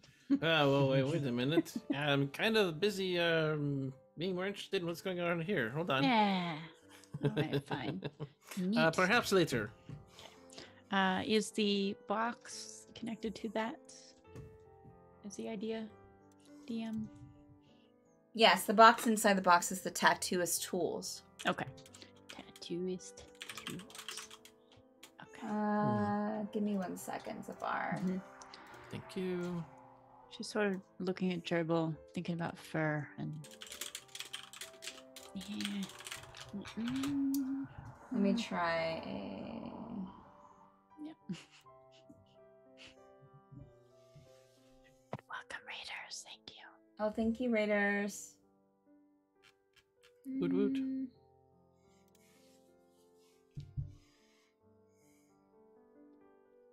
Okay, here is... I mean, you should be able to add it as an item. You call it gloves of soul? Gloves of soul catching. Well, let me double... I tried. He might not have purchased the Candlekeep Mysteries yet. So if that's the case, just hold tight. I'll make a note, and I'll make sure that you can get access to that before next session. Okay, thank you.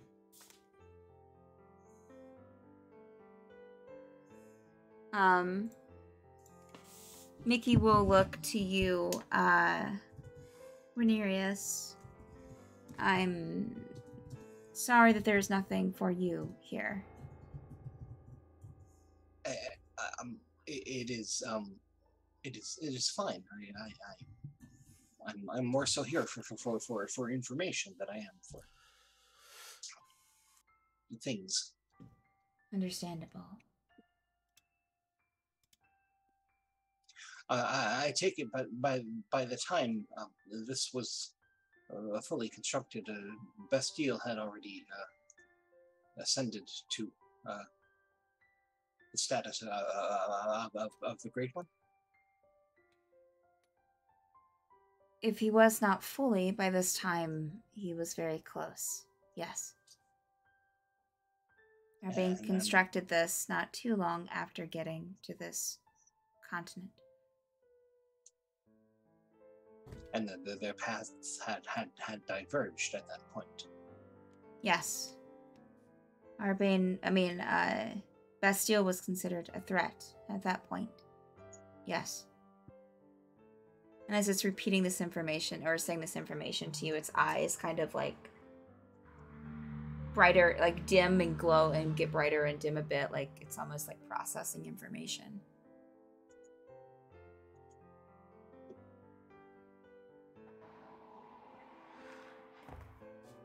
Is there anything that I can help with for the rest of you?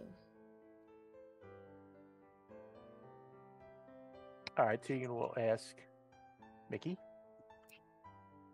Yes. I just need some clarity. I will try to clarify. Thank you. The Great One existed before Bastille.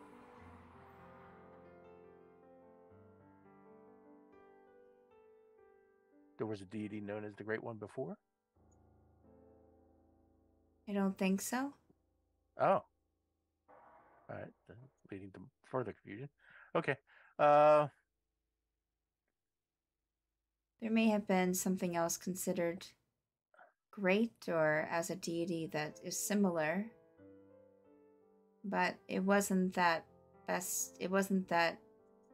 Bastille became a god that was already there. He created himself. Okay.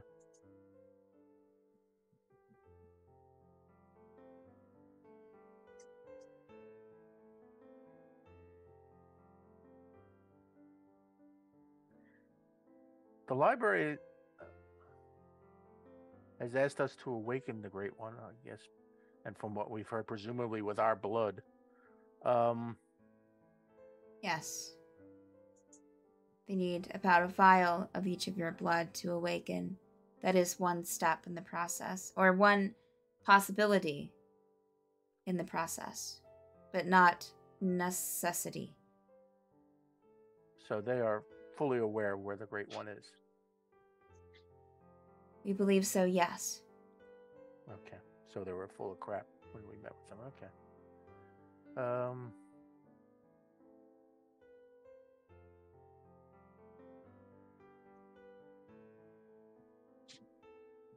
How can we stop the Great One? Defeating the library would be a first step. Or you defeat the library by defeating the Great One.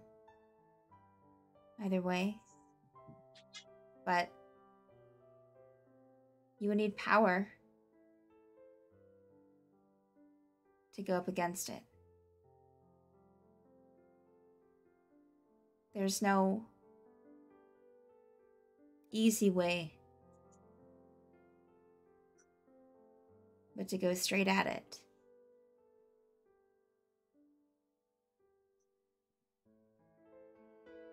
What sustains the Great One now? I know in the past they have did all kinds of horrible things to mages to quote unquote feed the Great One. Are they still doing that? Continued. Yes. That's... Sorry, I'm trying to compute. That's why they are killing mages now. And that's why the Mage Wars existed. The last one. That's why that they're collecting spirits now. Even today.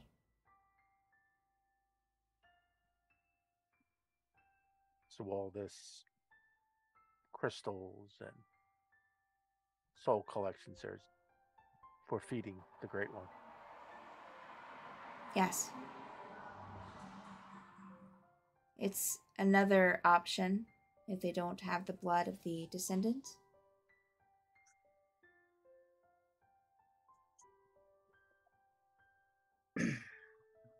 They want to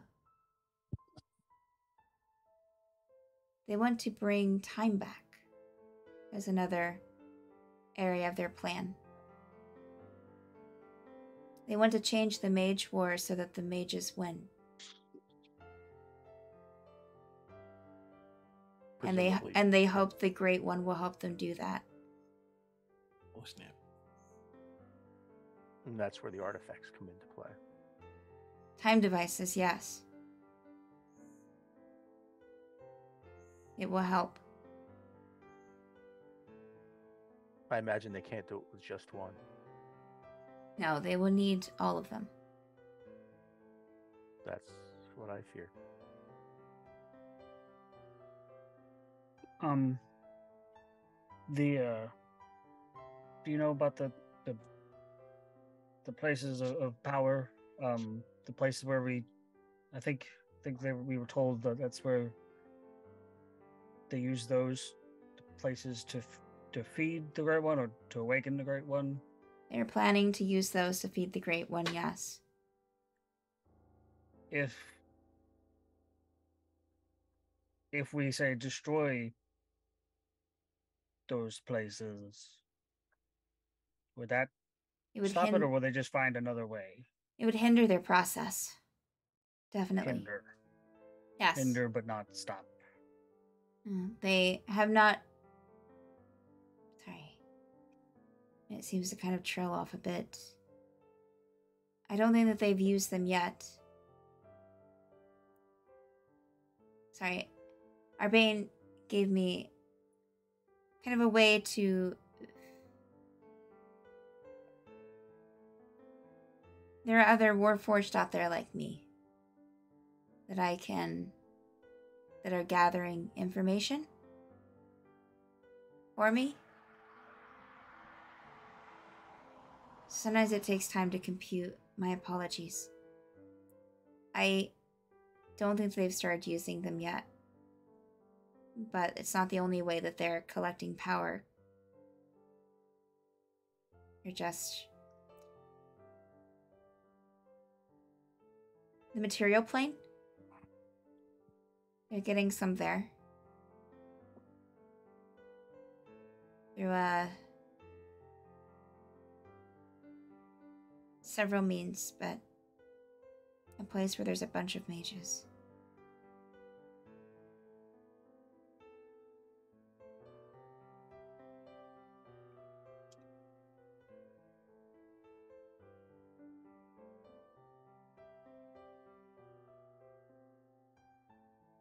Is there anything else? You have access to this room from here on out.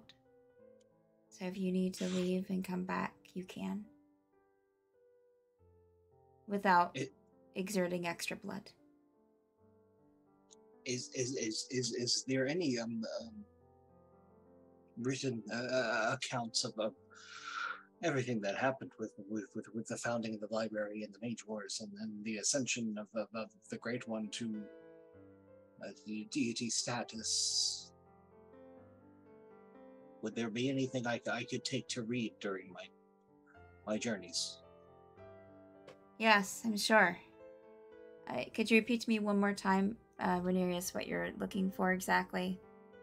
A historical record of all that went on with the founding of the library and the ascension of the Great One.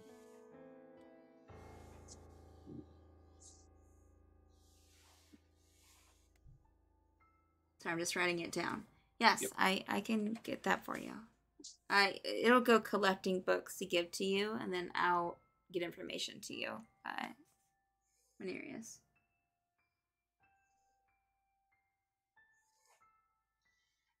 So during founding of the library, and what was the other thing? The ascension of the Great One. Okay.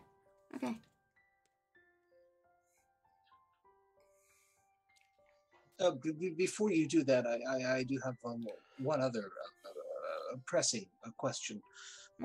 It's been said that I have, of course, Bastille is my connection to the Great One, but it's been said that I may be better off dead.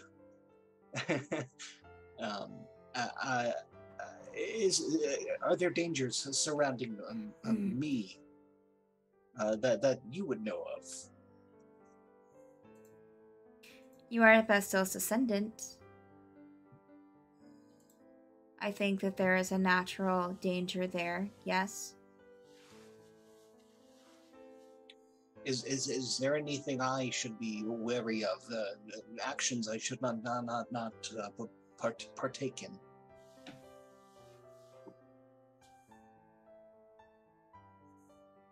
I would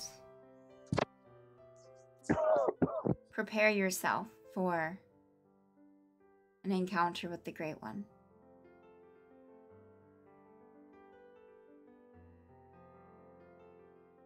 And how does one do that exactly? There was a fear that Bastille's descendants would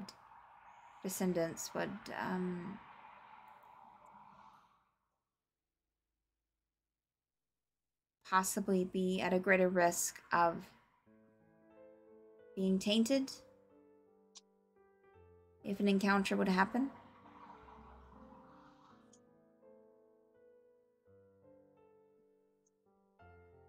So I would make sure that you're prepared mentally, magically, before encountering.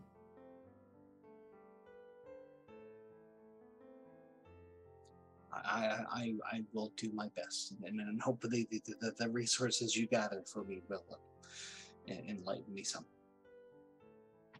Yes. And he'll hand over some books to you.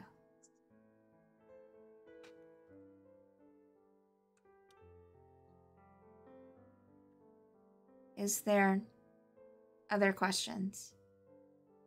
I am Before an open sorry. book. Sorry, that's it.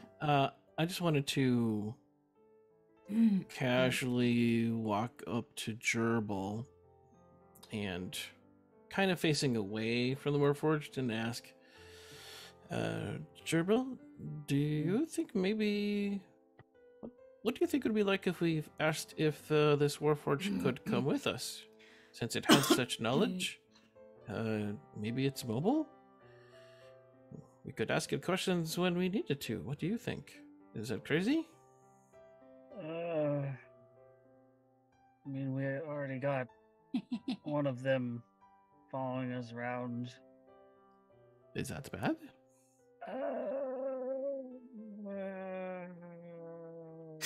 If we have to run really fast, probably.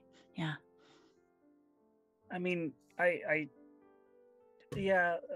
guess that makes sense, but he doesn't.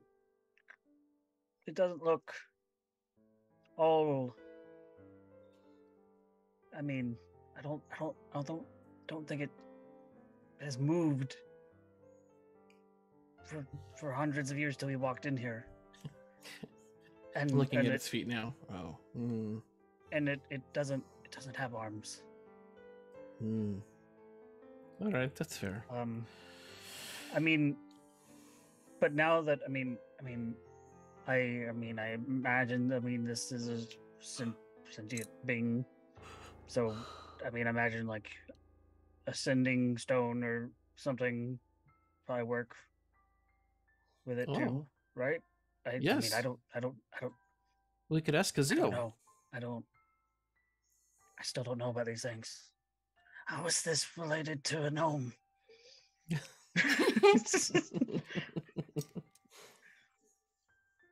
Do you, as you're like looking over him, like Mickey will kind of like lean over to you and like catch your glaze. Do you have a question? No. I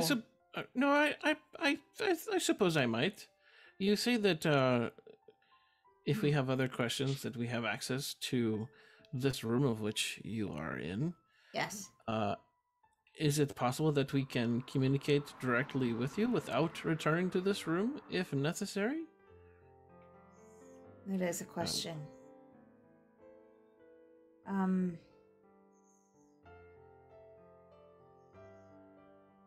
I don't think there's something set up innately. But now that I've been awakened by you, I will be awakened. So maybe if you have a sending stone, I could respond to. Kazil, can you set him up, Kazil? I don't know if Kazil has a set of sending stones.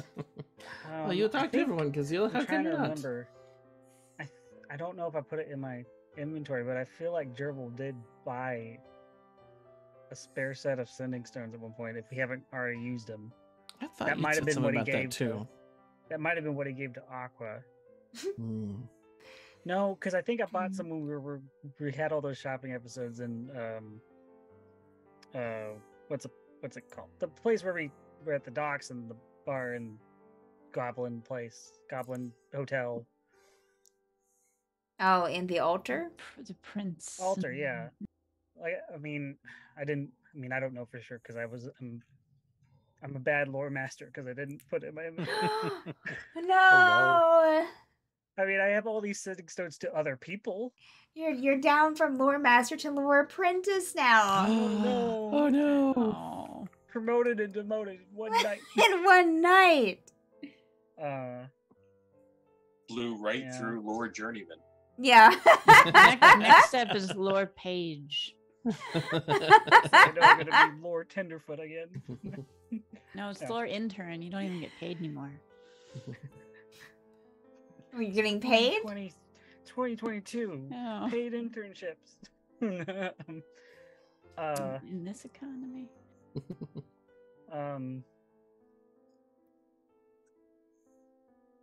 Yeah, never mind. I don't. Yeah. I mean, we could. It'd be nice if we could say that Gerbil has some spare, but I don't know for sure. So I'll let the DM. You Thank just Thank don't you, wanna- Trilena. Trilena did a hydrate. I keep it up. I leave it up to y'all to manage your own inventories. I don't. I have lots of other Yeah, I stuff.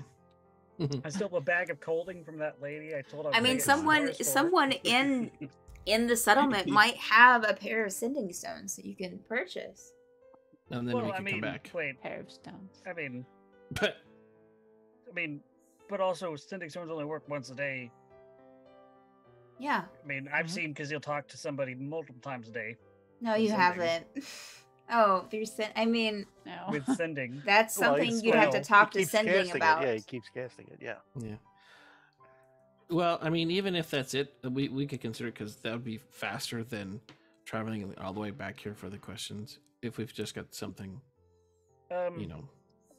Well, here's a weird question. Is there a faster way to get back Hmm.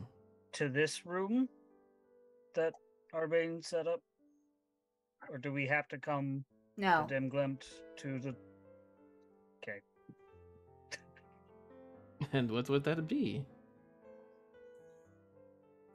I said no. He said no. Oh, sorry, I misheard you. So it's a Not like a it's a hike. teleportation circle or... There might be a teleportation circle in close to here, meaning the settlement.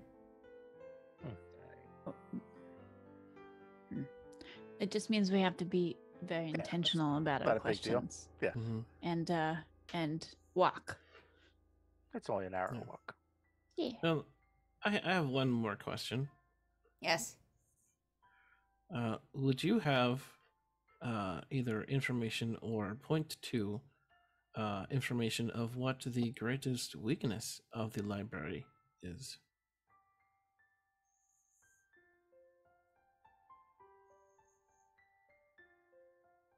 There is none. Hmm. Other than their devotion to the Great One, if you would consider that a weakness. And we're back to that same circle. Hmm. Sometimes things don't have a weakness. That's a DM side Yeah. note. Damn it. What? BBEG doesn't have weakness? What? Dribble's not asking this directly to Mickey, but just kind of saying, how many of those the time artifacts are there again? I believe that there are 7. Stephanie's going to do research. Because I know Yeah. there was the original number, and then we accidentally made a real one. So Oh, I don't remember that. Yeah. Yeah, that I'll, was I'll Oh, have to gosh. look. We have to tell you about our one botched heist adventure. I think it might be 7 or It was- 8. It worked. We I got what we like- wanted. Level 2. I know, but we replaced it with a real thing. God, I'll have to ask you later. That's funny. Hexford's And we- really good at the war spilling. Yeah, her and Gimple knocked it out of the park. And we've got Um, one, right? I think so, yes. yeah. I think we Yes. do. Technically, we have Yeah. one, Yeah. Yeah, that's Yeah. right. It's in your bag. and we Yep. know where a Very handful carefully. of others are. Not in Kazil's bag. Yeah. Not in Kazil's back. Yeah. No, my back. John John has one. Yep. Kazil's girlfriend in the desert knew about one at the altar. Mhm. I memory's all a bit hazy because stuff was happening, but don't we think one was in Bornheim? Well, we know one was in Bornheim. Uh, Pretty much. Could we ask the Warforged if it knows? I do not know the locations of the time devices, no. Well, there's that. They If are the time- sometimes ever changing between hands. Sure. If um, maybe we should make a priority to maybe at least get a few more of those so that the library can't possibly have enough to use them. we should contact Zephyr's brother, adopted brother. What was his name? The cat. He's looking at you know, you remember? We met him. Dirk That's was it. the other one. It's Deft. Yeah, Deft. Deft. Thank you. Thank you. Yes, Deft. Oh, He- the cat, he- right? The, yeah, no, Aurel- Tabaxi. remember- Tabaxi. Yeah, cat. Aurelius sent him on a mission to find more of those. And I mean, we don't know where he went because he left in the middle of the night. We don't know where Zephyr went either, for that matter. But I mean, I'm sure it's he fine. might have. It's fine. It's totally some fine. names. I mean, there's Zephyr think was a we mean- kinku. hmm we've I'm planning this out. I think we've heard, at least, I mean, I've paid attention to, the rumors floating around about the Bugbear army, and that, well, they have been doing weird things and, like, conquering and then disappearing like they were never there. I mean, they might have one. I don't know. We could talk to just John, because we know John has one. Uh-huh. All right, Tegan's gonna. I don't know Yeah. about Agnes. I mean, I don't know about. Oh no! Wait a minute. Never mind.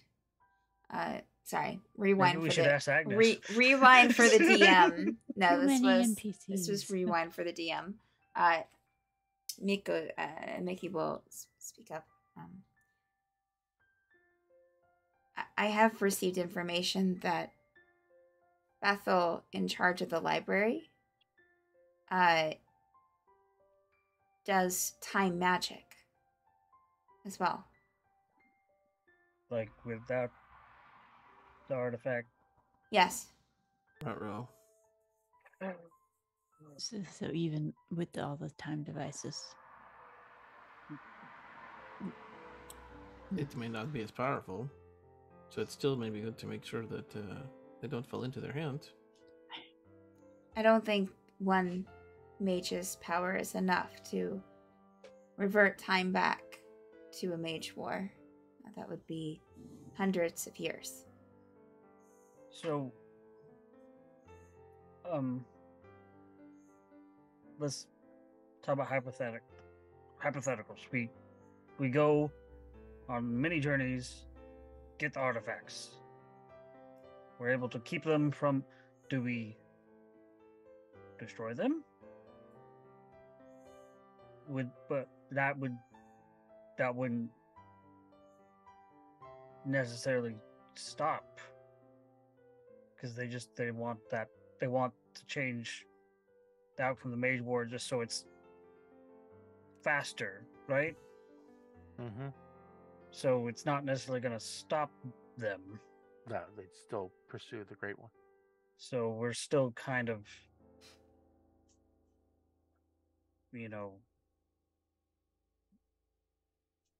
up the creek without a paddle. Wait, is that the term? I've never been on a raft in a creek.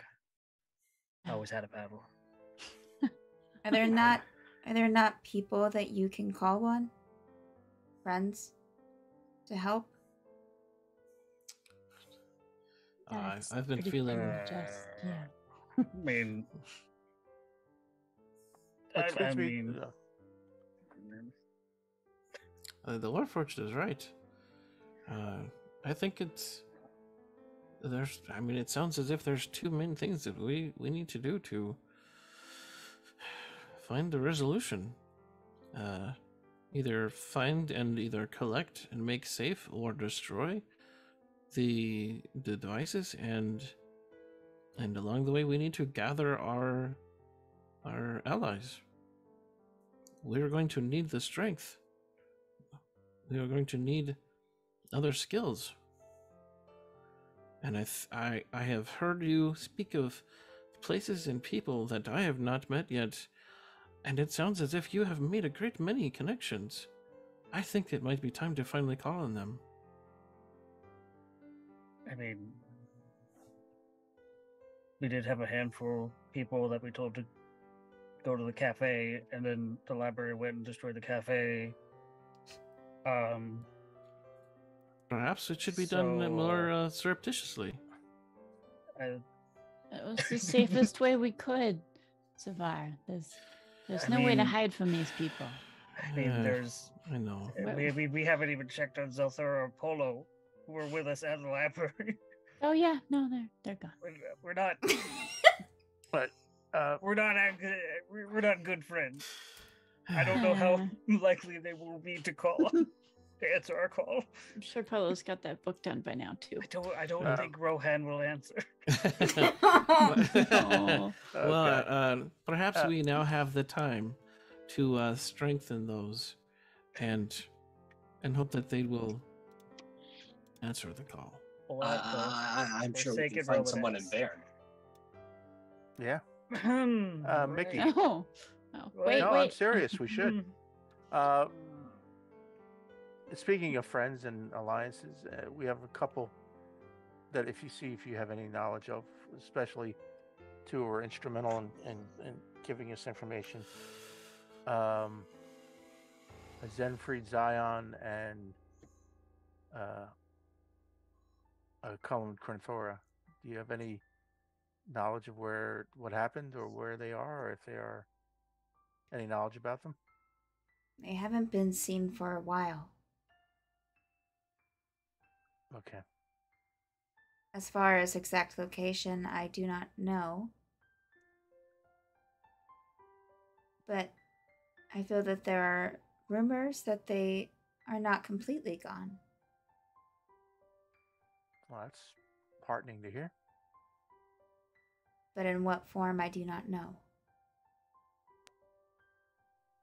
Okay. Who told you these rumors? Other Warforged that I'm connected to. Well, that's another good. Can you tell us the location? I don't know. Your Warforged Oh. work? They are in different places. They move to gather information. There are some here in Dinglimt, and there are some in the material plane. Right. Is there a convenient way for us to locate them when we're out and about? Are we sure we want to do that? The destruction seems to follow us. Well, if they are destroyed, then so will be my knowledge of anything outside this room or the past. Well, if we're that worried about destruction following us, why are we making plans to call on all our allies? And I mean, if there's a point to where if destruction's good, why are we doing? Why are we going? Why would we go anywhere? You know what I'm saying? If you go somewhere and are wondering if there are any there in the area, you can always try to talk to me through your means, and I can verify if there is one stationed there currently. Right. Okay. I could give you if I give you something now, they might move by the time that you get to them. Right.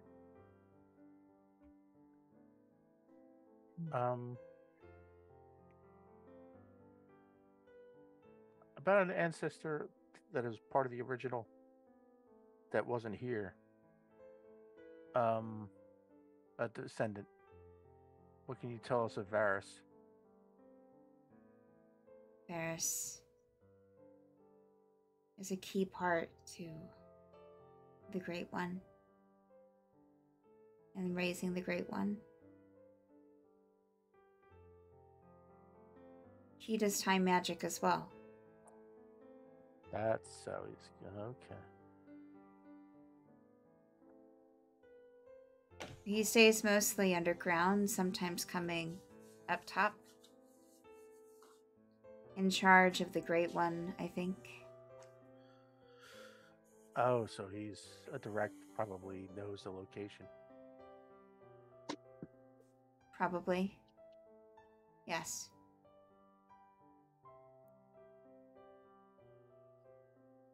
He does have an ancestor, Athera, Mm-hmm.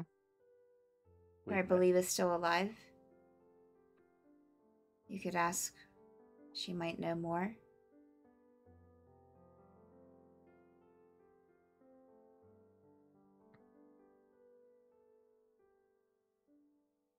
And an odd question. Any known from your network what really happened to Aurelius? Has not been seen in a long time. Or in Okay. some time. I don't know precise location. I don't think they're gone. But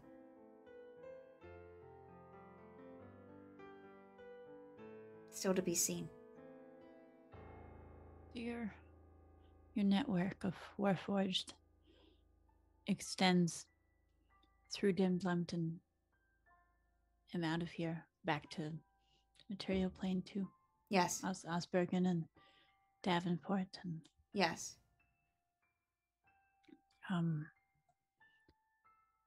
and it's the past and possible futures.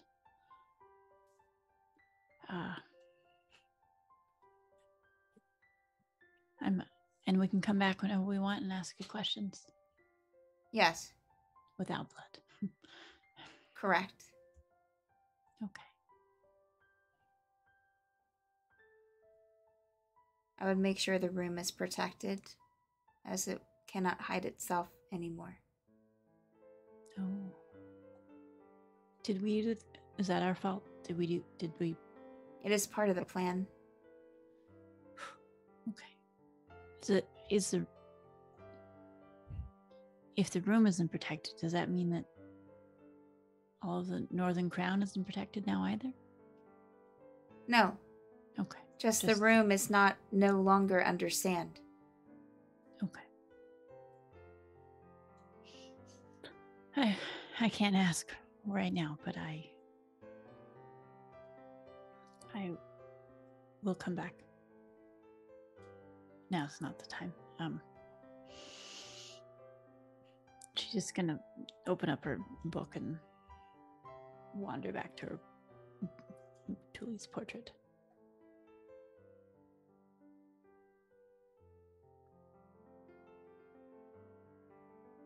Should Oh. we? Well, I don't know if you would know the answer to this, but I'll ask anyway. There are other descendants of a couple, some of our older companions who have, including Gimbal. I am assuming we should warn them of the library's intentions. Probably. I know of one other.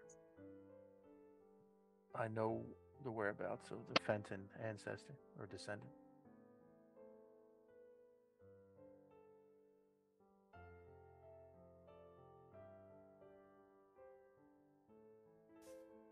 They should probably be warned, yes?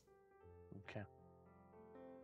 Because we're not sure, nobody's really sure how many descendants do they need for their purposes. Correct. We should secure all of them, including it. Any word of a Kenku wandering Demglymph by the name of Zephyr? No. Well, some Kinkus have been seen, yes. But not the name of Zephyr. Okay.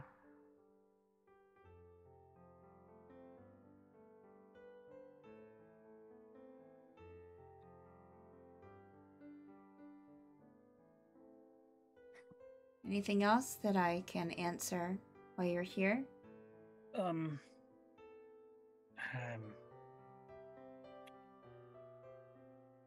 Do you know the current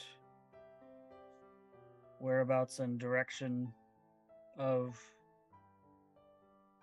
the Bugbear army currently invading Osbergen? There are strange things going on with the Bugbear army. They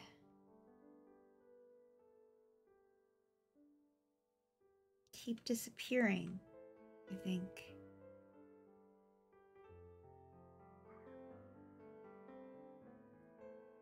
Being killed or disappearing from the material plane. Killed by who? Is their army fighting back? Or are they just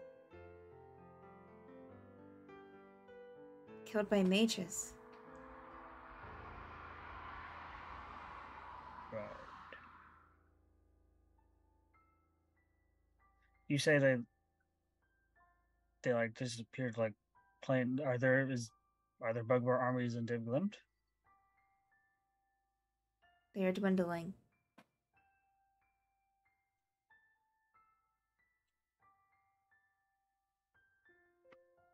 Mages have begun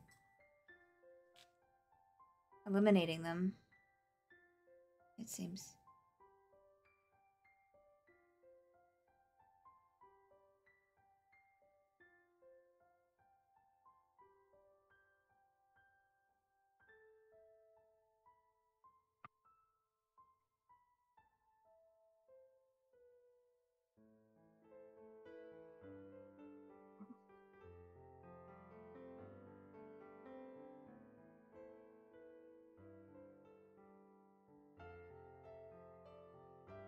Any other questions?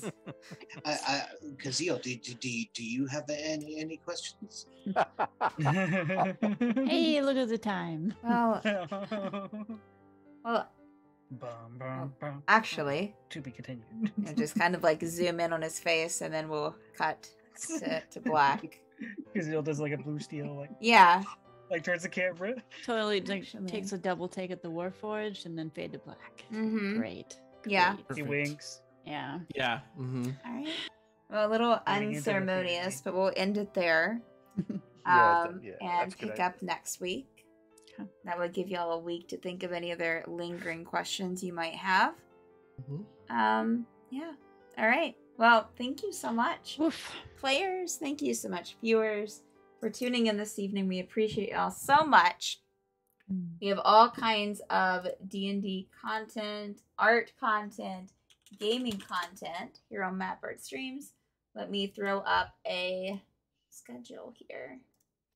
You've been watching The Forsaken, which is every Monday night at 10 p.m. Eastern Time. Let's see, tomorrow, well, we don't have anything scheduled for Tuesdays, but Wednesdays we should have Mad Indie Game Time at 1 p.m. Eastern Time. And then the Penumbra Assembly at 10 p.m. Eastern Time on Wednesday, which is another D&D 5e campaign in its first season. Thursday we have Drawing Dan, Paint by, well, we won't be having Paint by Minis this week, but we have Drawing Dan on Thursday. We have In Extremis and Obsidian Scar this weekend, along with other art shows and other gaming shows. So check us out, because we are where it's at, you know? Let's go over to, let's see here. Let's read over to Blackwater D&D, as they seem to be still going strong. Good night, Sen. Thank you. Let's see here. I've forgotten how to spell their Blackwater D&D. There we go. Thank y'all again. Give a nice caw in the chat. And we will see y'all next week. All right. Bye-bye. Bye. Put your hand on the pillar and finish it. Wow. Just one. Oh man, yeah, I'll have to go back through all